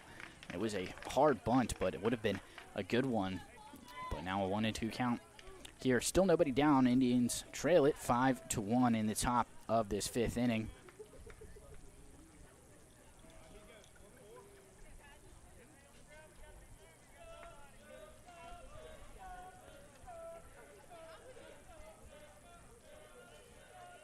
Ashmore takes a deep breath here. A look back the runner at second. And deliver the 1-2. Swing and miss. Second strikeout of the night for Colton Ashmore. And good time for it with 2 on and nobody out. 1 down now here in the top of this 5th inning.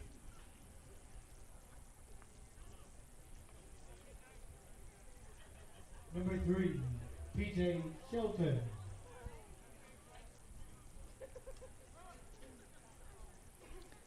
Designated hitter PJ Shelton enters the batter's box now. His third time up. He has drawn a walk and scored a run in both of his appearances. Well, didn't score a run in his first appearance, but did draw a walk in both of them. First pitch, though, called strike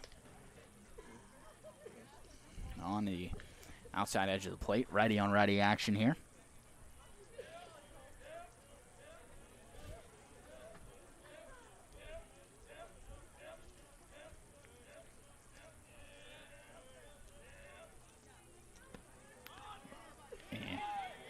Downstairs and hustling for third base. It was Hawkins, and he was there in plenty of time. Fawcett tried to pop up and make the throw, but lost it and transition, and that pitch was a ball, so a 1-1 count now. Now Fawcett here going to give some signs to Ashmore as you've got runners on the corners, I should say, for the designated hitter, PJ Shelton.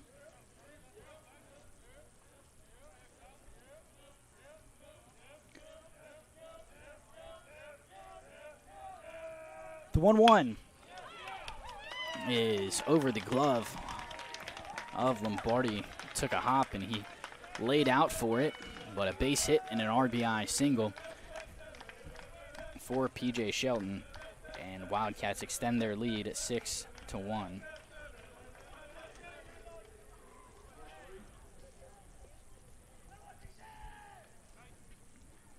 The runner did hold up at second, though, so runners on first and second here as the catcher, Brody Owens, steps into the batter's box. Chance to extend this Wildcats lead even further. Ashmore downstairs with the first pitch, a 1-0 count.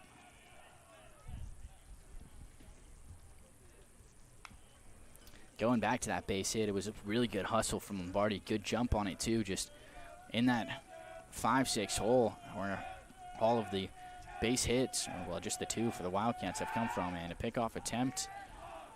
Lombardi had to take a couple steps off the bag to save it from hustling out to center field. And back in plenty of time, but throw was not there regardless, as they were trying to get Sharpless at second. Ashmore downstairs with the second pitch, 2-0.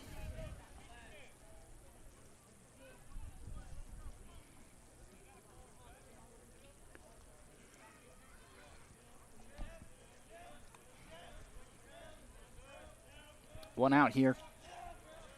Still in the top of this fifth inning. Another pickoff attempt, and Ashmore sailed it by, but Sharpless had to slide to beat what would have been a throw that would have been relatively close had it been on target, so no chance for him to take advantage of the throwing error.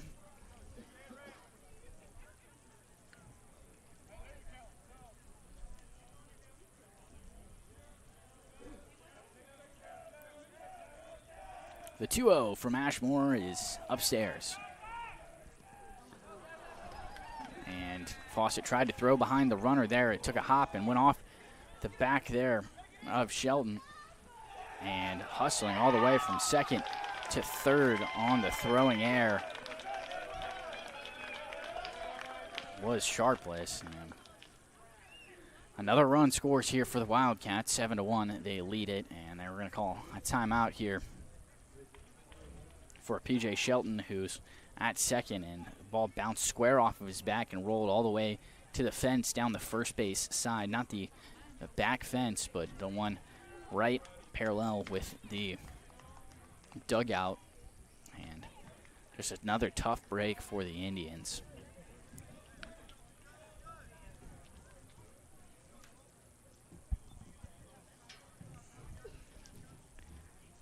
And we're about ready to resume play. And Owens steps back into the batter's box. It's a 3-0 count to him. First base is empty with just a man at second base. And ball four Another walk here suffered by Ashmore. It does not appear that there is action in the Indians' bullpen, so they will let Ashmore ride for the rest of this inning, it seems.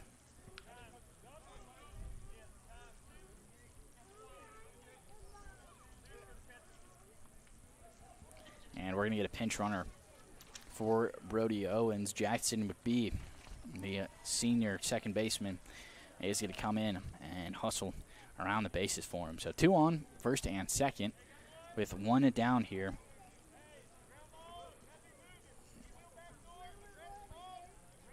As Luke Hall, the shortstop here, comes up to the plate. He's reached on an error in both of his times up to the plate.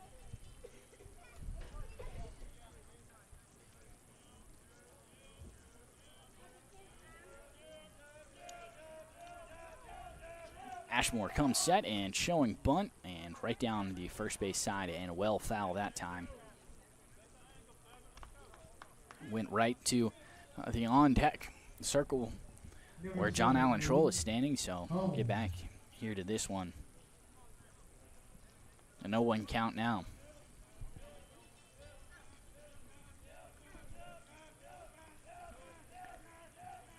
Ashmore looks back the runner and delivers a chopper to third base. Jacks over to second and Dickey to first, and throw pulled Nobles off the bag, but the Indians do pick up 1 out, 2 down now here, and that will leave runners on the corners though.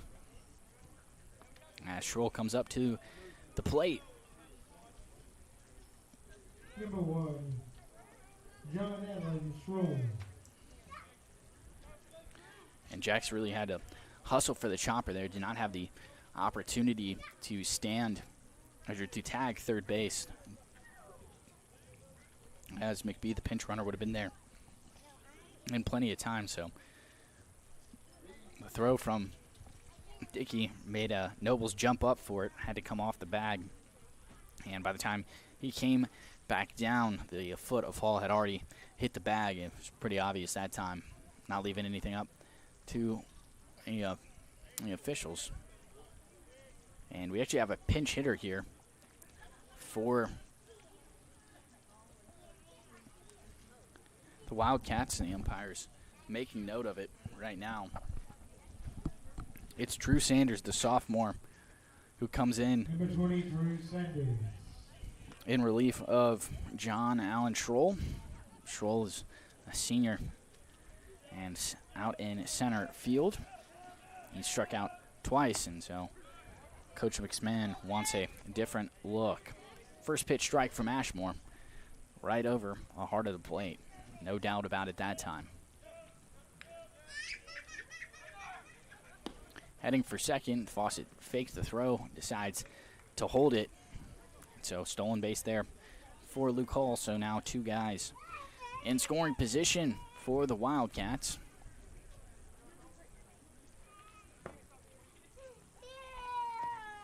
And inside, but called strike 1, a breaking ball.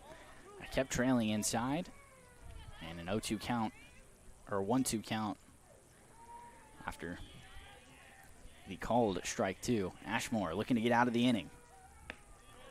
And an breaking ball on the outside edge of the plate, and will not get the call. It was a close one that time, but count evens up at 2.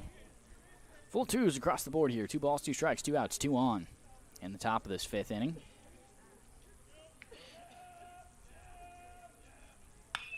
It turned on that one, but well in front of it was Sanders. Crushed it, but just started off foul and kept going foul. And had he been on time with that one, it would have been a damage dealer for sure.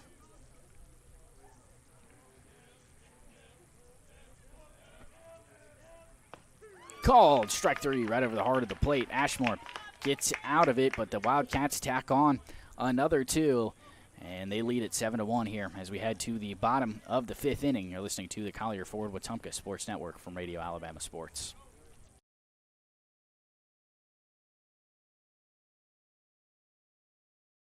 This is Kathy Thornton with RE/MAX Cornerstone Plus. I know buying or selling a home can feel overwhelming, but I promise you don't have to go through it alone. I'll guide you through every detail and keep things simple, clear, and stress-free.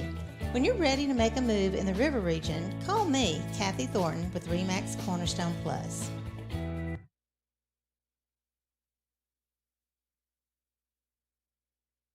At First Community Bank of Central Alabama, banking's about real relationships, trust, kindness, and a shared commitment to making life better. As your neighbor and partner across Elmore and Autauga counties, we're here for you, whether you're planning your future, buying your first home, or building your wealth. With our local knowledge and heartfelt support, you can count on us. First Community Bank of Central Alabama. Let's do life together. Member FDIC, Equal Housing Lender.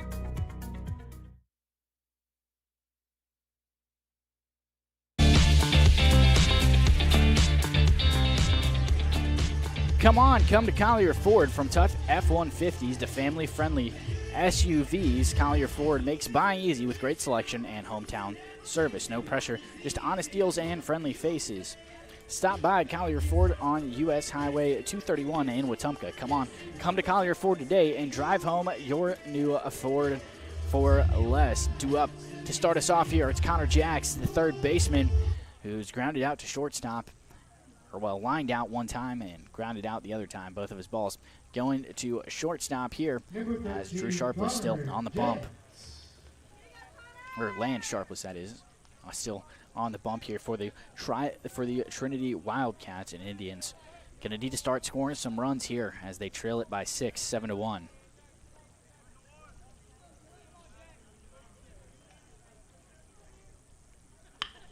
And first pitch swinging from Jackson, a leadoff man on yet again for the Indians. They have had the leadoff runner get on in every single inning. That's 5 straight guys lead off on Kyle Richardson, now serving as a designated hitter after Peak came out in right field in that last inning. The Indians made the defensive substitution. So Indians in double digits hits now. That was the 10th hit of the ball game for the black and gold as Sharpless steps off before the first pitch of the at-bat. And he will come set now. And outside, good take there from Richardson, a good eye.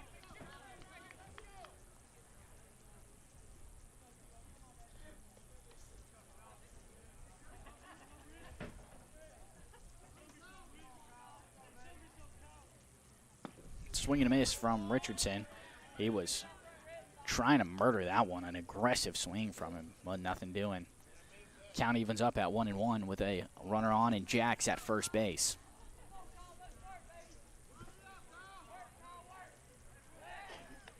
Pickoff attempt, but nothing doing. A really small lead for Connor Jacks after seeing 2 of his teammates get picked off throughout the course of this game. He is just about a step and a half off the bag. And takes ball 2 there, well inside, probably upstairs as well. Missed it in 2 spots.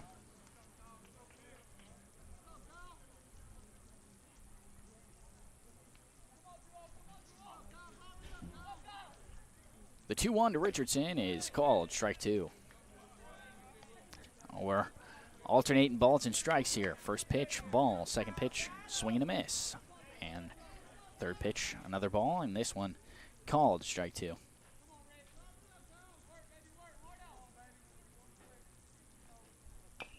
And staying alive is Richardson. Fouls it straight down and back. We'll try it yet again.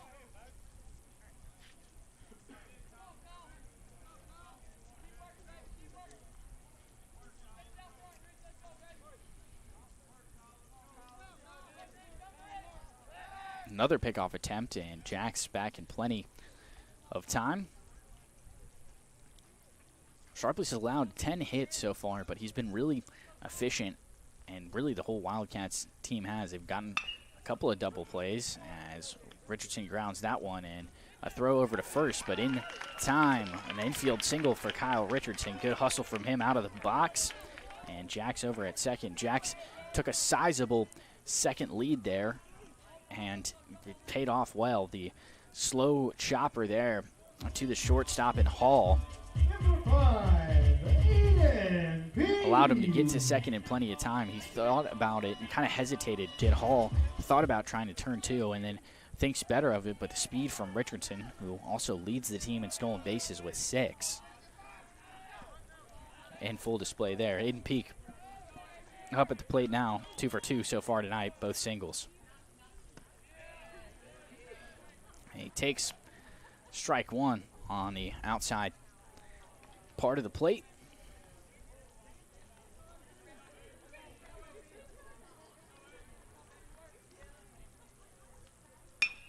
And he had to lunge for that one, a ground ball to second and over to Hall. Come on. And Coach Lombardi at first base is not thrilled with that. I mean, they turned 2, and, man, I thought Peak was there in plenty of time. A 4-6-3 double play, third double play of the ball game for the Wildcats, and it comes at a good time for them.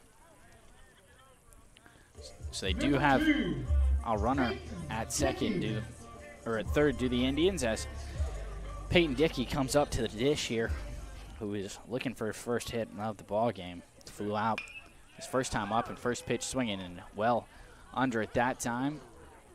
And a couple of communication errors, but Stroll, the center fielder, will jog in and make the catch. Indians leave one stranded. They trail it by 6, 7-1. Wildcats on top as we head to the top of the 6th inning on the Collier Ford Wetumpka Sports Network from Radio Alabama Sports.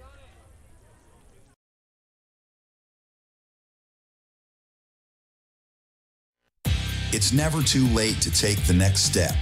The Central Alabama Community College Adult Learning Program helps adults 18 and older earn their GED or even a high school diploma. You can also prepare for the workforce with short-term certificates in medical billing and coding, medical assisting, pharmacy technician, or hospitality and culinary. Flexible classes fit your schedule, and your future starts today. Visit cacc.edu/adult education or call 256-378-2017. CACC Adult Learning Program. Discover you. When your job depends on quality building materials, depend on Russell Do-It Center and Building Supply.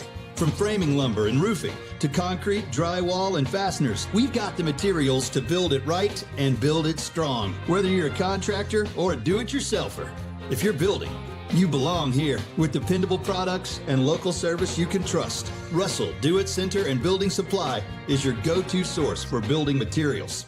Experience and knowledge from the pros. Russell Do-It Center and Building Supply.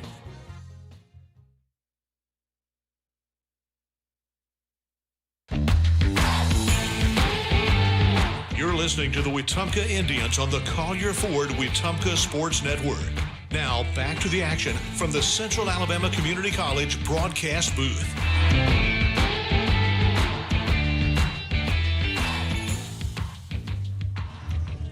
At First Community Bank, it's more than banking. It's a relationship that lasts. From checkings and savings to loans and mortgages, they're here for every stage of life. Local people, local decisions, and a commitment to community. First Community Bank, let's do life together. Top of the 6th inning here. Indians trail it by 6. And Brandon Boswell, the 9-hole hitter, set to lead us off here. He'll be followed by John Michael Cox and Mason Hawkins. 9-1-2 due up for the Wildcats here to start us off in the top of the 6th inning. Ashmore still on the mound here for the Indians.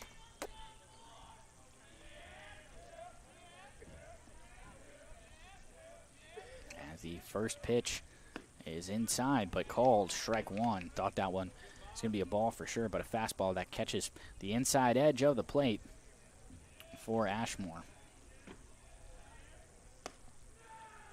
And ball that time. Apologies. We actually have a change in pitching. It is not Ashmore. It is Peyton Dickey on the mound for the Indians.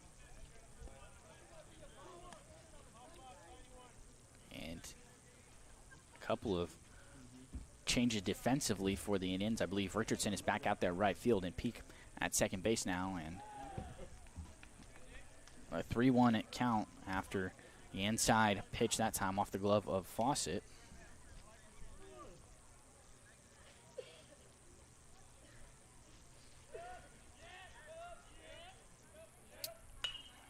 swinging and tracking foul. Nobles was hustling after it on the 3-1 pitch, but lands foul. Apologies. So it is A.J. Hatcher at second base for the Indians. Peak remains in right field. Hatcher comes on to take the spot that Dickey left when he headed to the mound, and swing and a miss for Peyton Dickey, who picks up a strikeout in the first batter that he faces.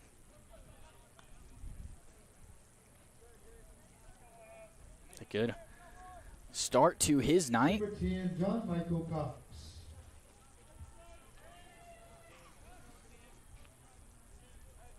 Work on that final tally for Colton Ashmore here throughout the course of this at-bat. First pitch strike again for Peyton Dickey. And talk about Peyton Dickey, he is a guy who has only pitched one game so far this season.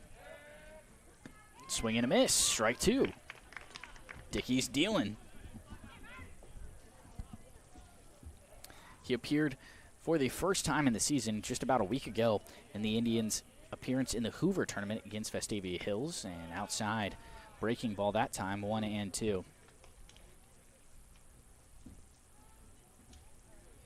And in that game against Vestavia Hills, he went for 1 1/3, gave up 1 hit, 1 run. That was earned, 2 walks, and 1 strikeout. So, ooh, good pitch from Peyton Dickey. That one looked like it might have been a slider. Started off right at Schroll. Sorry, it was John Michael Cox, actually, who struck out as well. Got him looking. That was nice from Peyton Dickey. That was a really good pitch. I'm almost at a loss for words. And breaking ball in there for a strike again. And, well, if you know me, that's a pretty rare occurrence. Dickey's got me wowed. And at the plate now, it's Mason Hawkins. Swing and a miss, strike two.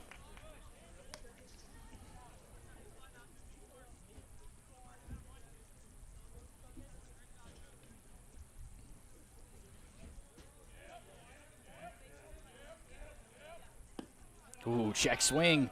Didn't get him to go that time.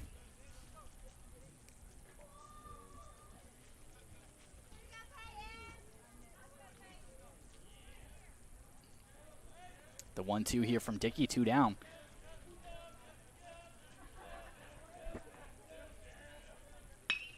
And that one, good contact on it, and Peak, ooh, had to reach that left arm over and made the catch. He started hustling in and then kind of got caught napping there, but a good recovery from him, and 3 up, 3 down for the Indians, and 2 strikeouts for Peyton Dickey. A good start for him. Momentum maybe starting to swing back the way of the Indians. We'll see if they can capitalize on it in the bottom of the 6th. You're listening to the Collier Ford Wetumpka Sports Network as the Indians trail 7-1.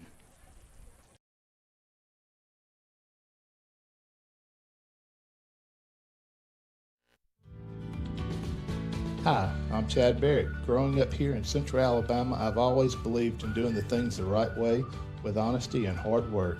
That's exactly how I approach real estate. From your first showing to the closing table, I'll be by your side. Call me, Chad Barrett at RE/MAX Cornerstone.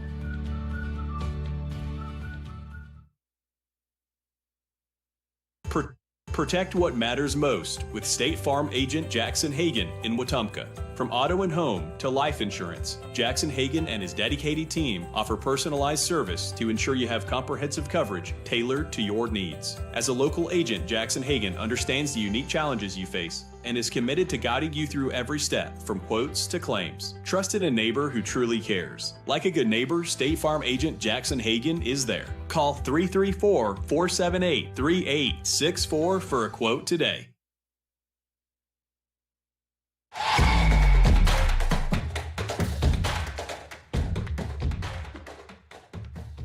Back now here in the bottom of the 6th inning. Henry Evers gonna lead us off. He'll be followed by Logan Fawcett and Asher Nobles as the Indians trail it 7-1 and look to claw back into this one.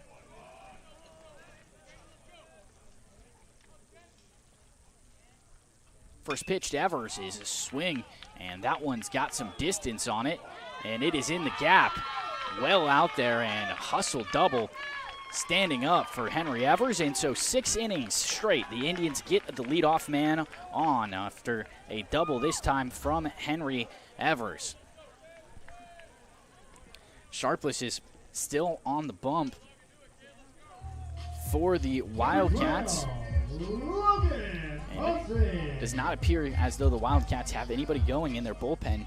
So for right now, it's Sharpless's. Logan Fawcett already 2 for 2. And he's going to come up to the plate here as the Indians look to make something happen downstairs. Ball 1 as Fawcett takes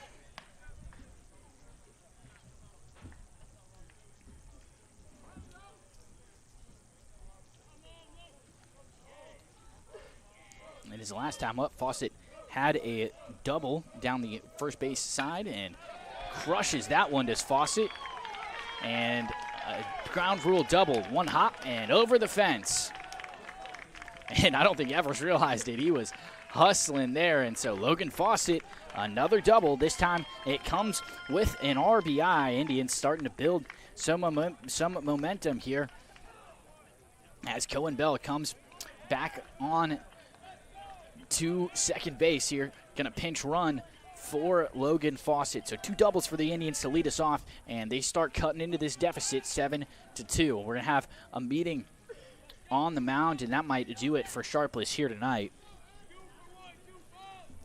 As Coach McMahon is going to come out there and have a conversation. We'll see who gets the nod.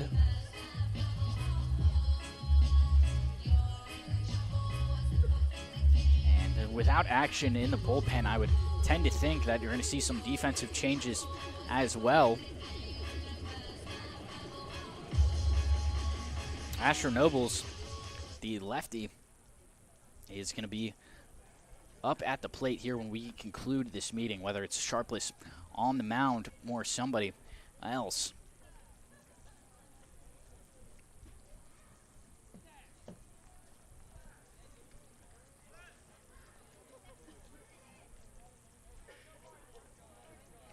And it appears they're going to stick with Sharpless.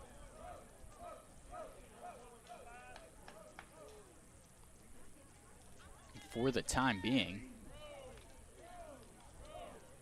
See if they decide to mix that up. Nobles drew a walk in his last time up. Struck out his first time up. 3rd appearance for him. Looking for that first base hit. Swing and a miss from Nobles. A breaking ball on the inside edge of the plate. Just on top of it. Nothing but air that time.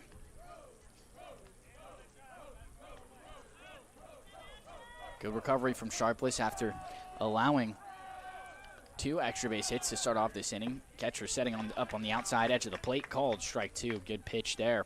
And now a quick 0-2 count here for Asher Nobles.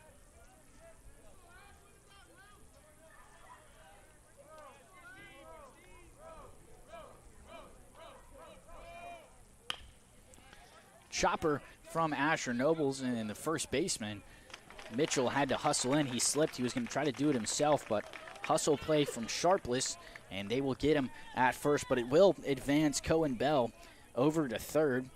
And so Number 17, Bobo Browning.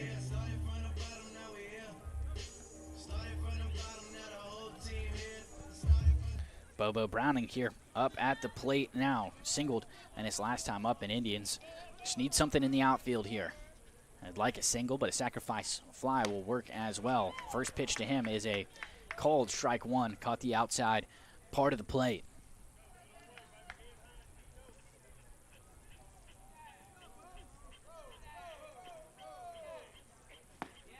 And Bobo takes strike 2 there.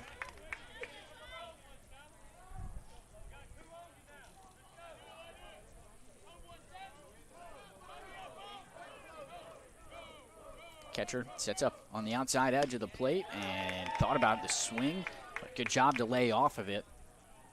A 1-2 count here as Bobo going to try to work his way back into this at-bat. A 1-for-2 showing for him tonight as the 1-2 comes home, and Bobo got a hold of it And it's going to end up foul. Crushed it just a little bit out in front of it, pulled it a little bit too far. And shaking his head, I think he wants that one back. Count remains the same here, 1-2, with one down as the Indians trail it 7-2 in the bottom of this sixth inning. Swing and a miss. Strike two for Browning, and Miller Lombardi here going to have to come up clutch with some two-out hitting. Wharf Casual Seafood is fresh, fast, and always delicious. Wharf Casual Seafood in Wetumpka has something for everyone, from shrimp and fish to pullets and salads. Enjoy coastal flavor right here at home. Dine in or take out today. We're Wharf Casual Seafood, where fresh seafood meets family-friendly dining. The Wetumpka Sports Network is proud to be fed by Wharf Casual Seafood. And first pitch swinging from Lombardi. He just got way under it, lifted it straight into the shallow parts of the outfield, and Hall had to do a little bit of dancing, but he will make the grab. So a pop-up for Lombardi. Leaves one stranded at third base, but Indians do cut into the deficit ever so slightly. The seventh inning is brought to you by First Community Bank.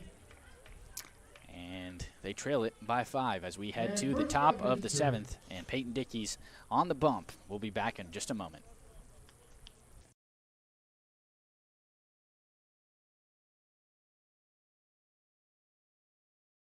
When it comes to real estate in the River region, trust the team that puts you first. Chad Barrett, Beverly Wright, and Kathy Thornton. With experience, dedication, and a commitment to making every move smooth, they're here to guide you whether you're buying, selling, or investing. Together at RE/MAX Cornerstone and RE/MAX Cornerstone Plus, they're the names families across our community count on. Call today and let Chad, Beverly, or Kathy help with your next move.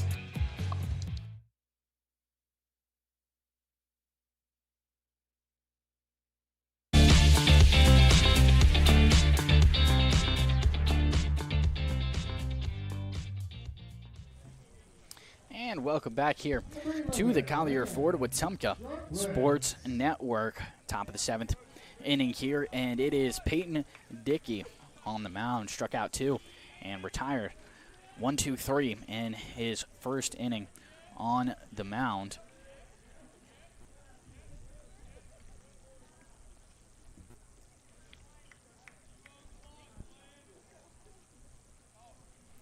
We have a timeout here momentarily.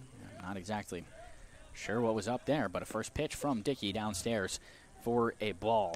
Leading off, it is the pitcher, Land Sharpless, here in the top of this seventh inning. And he lifts that one into straightaway center field. Bobo making a couple of steps toward it, and he'll make the catch. So one down here after just 2 pitches from Peyton Dickey, who's been pretty efficient since stepping onto the mound.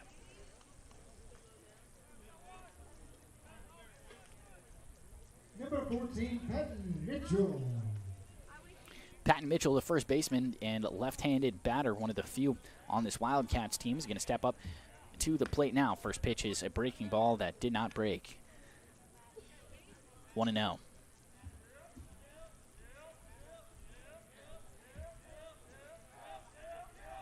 The 1-0 from Dickey, called strike 1. Caught the outside edge of the plate there, no swing from Patton Mitchell. Mitchell and his, it is Mitchell, as he takes ball 2 inside. And Mitchell has reached on a walk and popped out and struck out so far tonight, a 1 for 2 showing for him.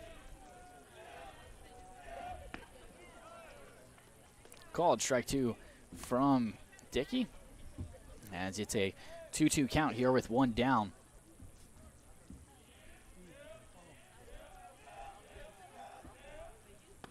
And upstairs, it's full after the 2-2 from Dickey. He's been ahead in most of the counts so far tonight, has Dickey.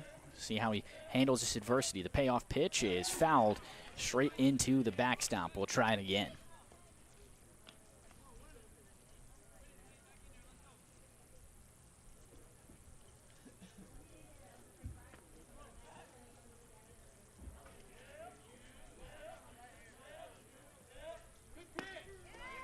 called strike 3. Third strikeout of the night for Peyton Dickey, who fired it right over the heart of the plate. 2 down. Now,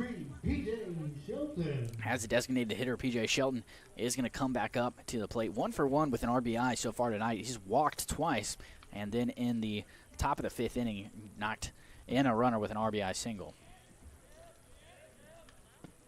First pitch called strike 1 from Dickey.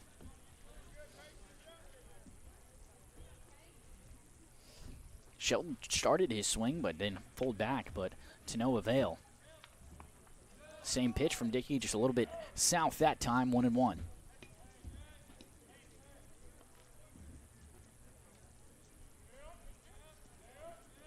Dickey comes set and delivers a foul tip. 1-2 count. Way in front of it that time was Shelton.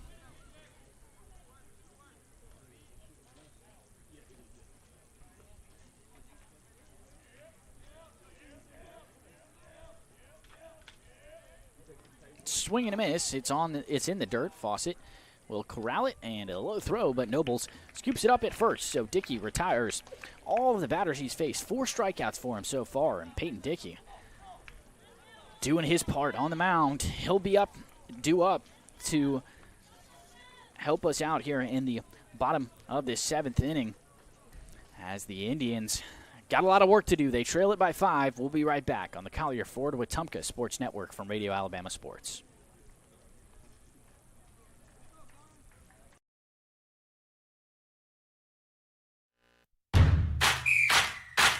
.105.1 WRFS is WRFS-FM, Rockford, Alexander City, Lake Martin, Wetumpka, Prattville, Montgomery, home of the Wetumpka Indians on the Collier Ford Wetumpka Sports Network.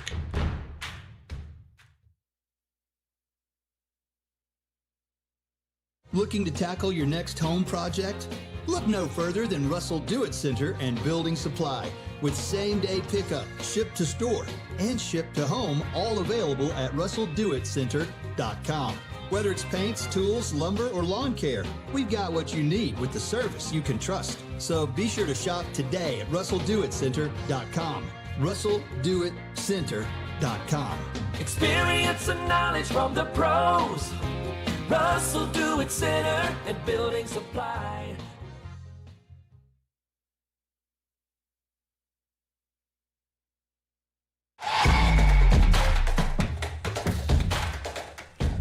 Central Alabama Community College is building brighter futures right here at home with affordable tuition, flexible programs, and campuses across the region. CACC helps students start strong and go far. Central Alabama Community College, central to you, central to your success. Bottom of the 7th, and Indians got a lot of work to do. Connor Jackson going to try to start it off, singled in his last time up. And Sharpless is still on the mound as he throws that one in the dirt, 1-0 to Jax. Sharpless here searching for the complete game. And Jax over the glove of Sharpless there, a base hit. And so 7 in all 7 innings here tonight. The Indians have got the leadoff runner on, but have been rather unable to capitalize on it thus far. And that'll bring up Kyle Richardson to the plate. Richardson 3 for 3 with an RBI so far tonight. All singles coming for him. And he'll look to continue that stretch. First pitch to him is outside and a little bit low too. A 1-0 count here.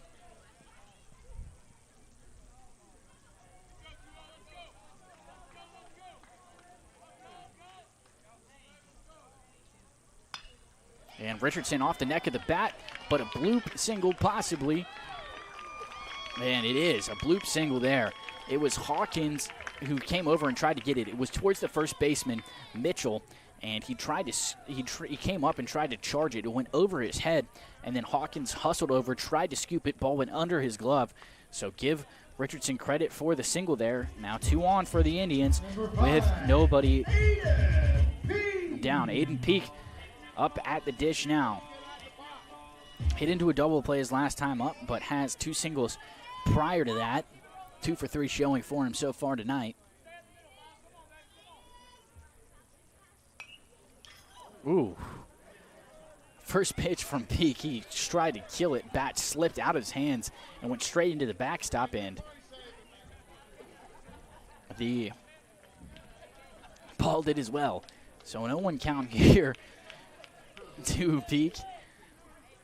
And he was trying to crush that thing. He wanted to bring this one within 2, I can tell you that. He's got 2 home runs on the season, and man, he was searching for a third there. The 0-1. Ground ball right to the second baseman. Hawkins unable to get it and hustling for third. And he's in there. Slid under the tag. Hustle play from Kyle Richardson. Indians tack on one more as Jax comes across to score. And Trinity is not thrilled about that one. We're going to get a meeting on the mound here, and I believe that the Wildcats will make a pitching change. And we'll check to see what's going on. Peyton Dickey will be the man to lead us off. And so they do credit the second baseman Hawkins there with the air, but the result remains the same for the Indians. Runners on the corners with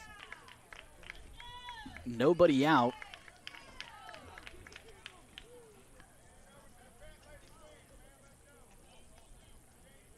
And still waiting on the meeting on the mound, seeing what Coach McMahon wants to do. Or Coach Mansman, sorry, wants to do here. He's all of his infielders huddled up. He's probably trying to give them some words of encouragement after a couple of rough plays for this Wildcat infield.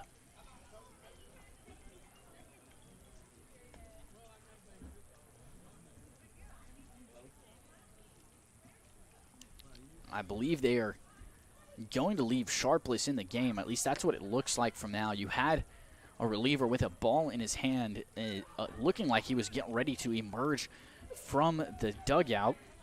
But Dickey, the righty, well, he's followed by Evers as well in a righty as well. So maybe they're trying to bring out a lefty to face Nobles and Fawcett, 2 lefties back-to-back in 7 and 8 respectively.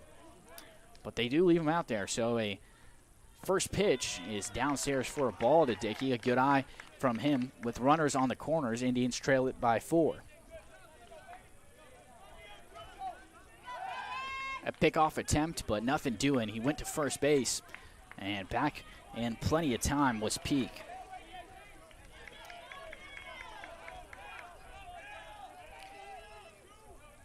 The 1-0 in there for a strike.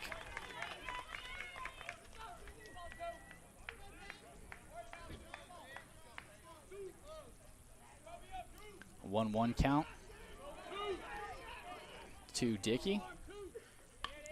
And Dickey pops it up.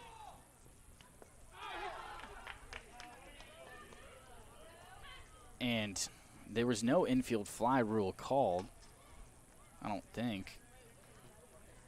I'm trying to see what's going on. The shortstop Hall dropped it on purpose. Umpires are having a conversation. He dropped it on purpose and then stepped on second. I'm trying to double him up, but it doesn't really make a lot of sense because it was hit so high in the air. Dickey was already about to be standing at first base.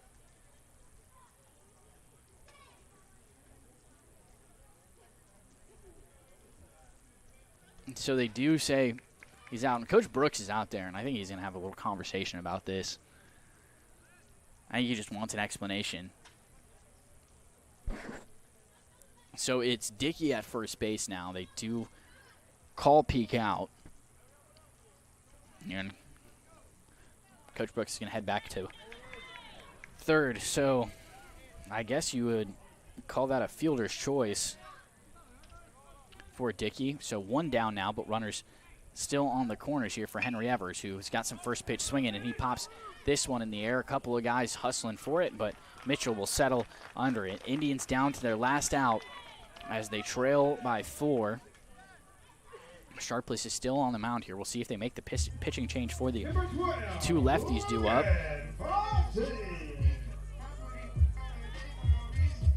Logan Fawcett up at the plate now. He's collected a hit in all 3 of his times up. 2 doubles for him so far tonight. Picked up an RBI as well in his last time up.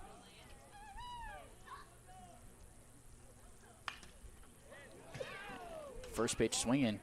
And a foul on top of the Indians' dugout for Fawcett. No one count to him.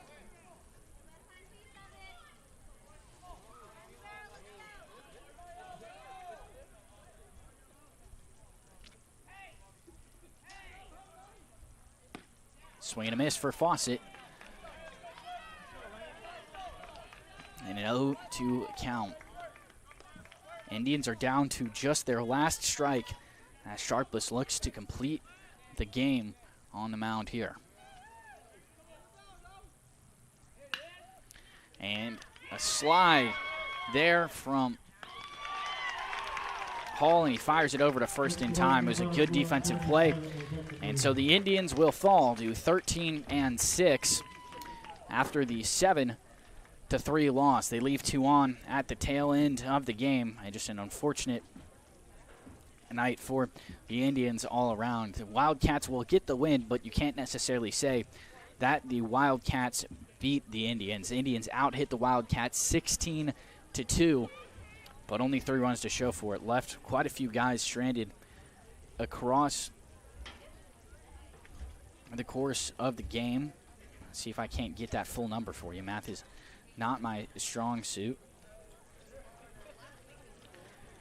But a couple of guys for the Indians, regardless, had a good night. Fawcett had a good night, went 3 for 4 with 2 doubles.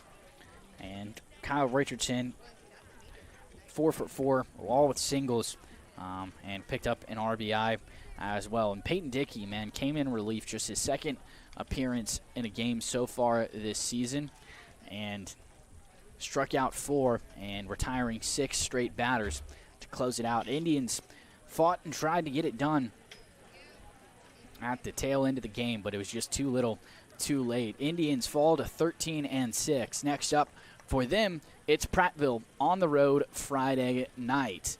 That should be a good one. Won the matchup against Prattville last time 6-2 after some clutch hitting in the bottom of the 6th inning. They scored 4 after it was a tie ball game heading in to that point. Next time we will be on the air, Thursday night, the Wetumpka softball team will play just their 2nd area game of the season. They'll host rival Stanhope Elmore. Make sure to come out and support the Lady Indians on Thursday night. First pitch is slated for 6 o'clock, and then we'll be on the air Friday as well as another big game for softball. They host the number 2 ranked in the state 7A Thompson Warriors. That should be a good one. For the final time, Indians fall to 13-6 after the 7-3 loss to the Trinity Wildcats.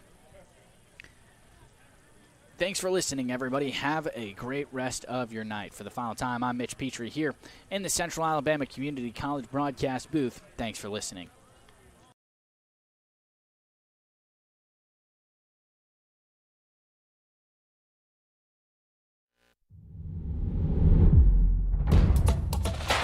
This has been a presentation of Radio Alabama Sports. This broadcast is copyrighted by Radio Alabama for the private use of our audience. Any other use of this broadcast, descriptions, or accounts of the game without Radio Alabama's consent is strictly prohibited. Thanks for listening. You've been listening to the Collier Ford Wetumpka Sports Network, home of the Wetumpka Indians. Presented by RE/MAX Cornerstone Realty and RE/MAX Cornerstone Realty Plus, Central Alabama Community College, and the City of Wetumpka. Sponsored in part by Collier Ford, Central Alabama Community College, RE/MAX Cornerstone Realty and RE/MAX Cornerstone Realty Plus, Baptist Health, and Baptist Ortho Now, the City of Wetumpka, Central Access, Russell Do-It Center, State Farm Agent Jackson Hagan, Wharf Casual Seafood, First Community Bank, Montgomery Fire Equipment Company, CAC Adult Learning, and Precision Floor Care. The Collier Ford Wetumpka Sports Network is a product of Radio Alabama Sports and Radio Alabama. This broadcast is copyrighted by Radio Alabama for the private use of our audience. Any other use of this broadcast, descriptions, or accounts of the game without Radio Alabama's consent is strictly prohibited.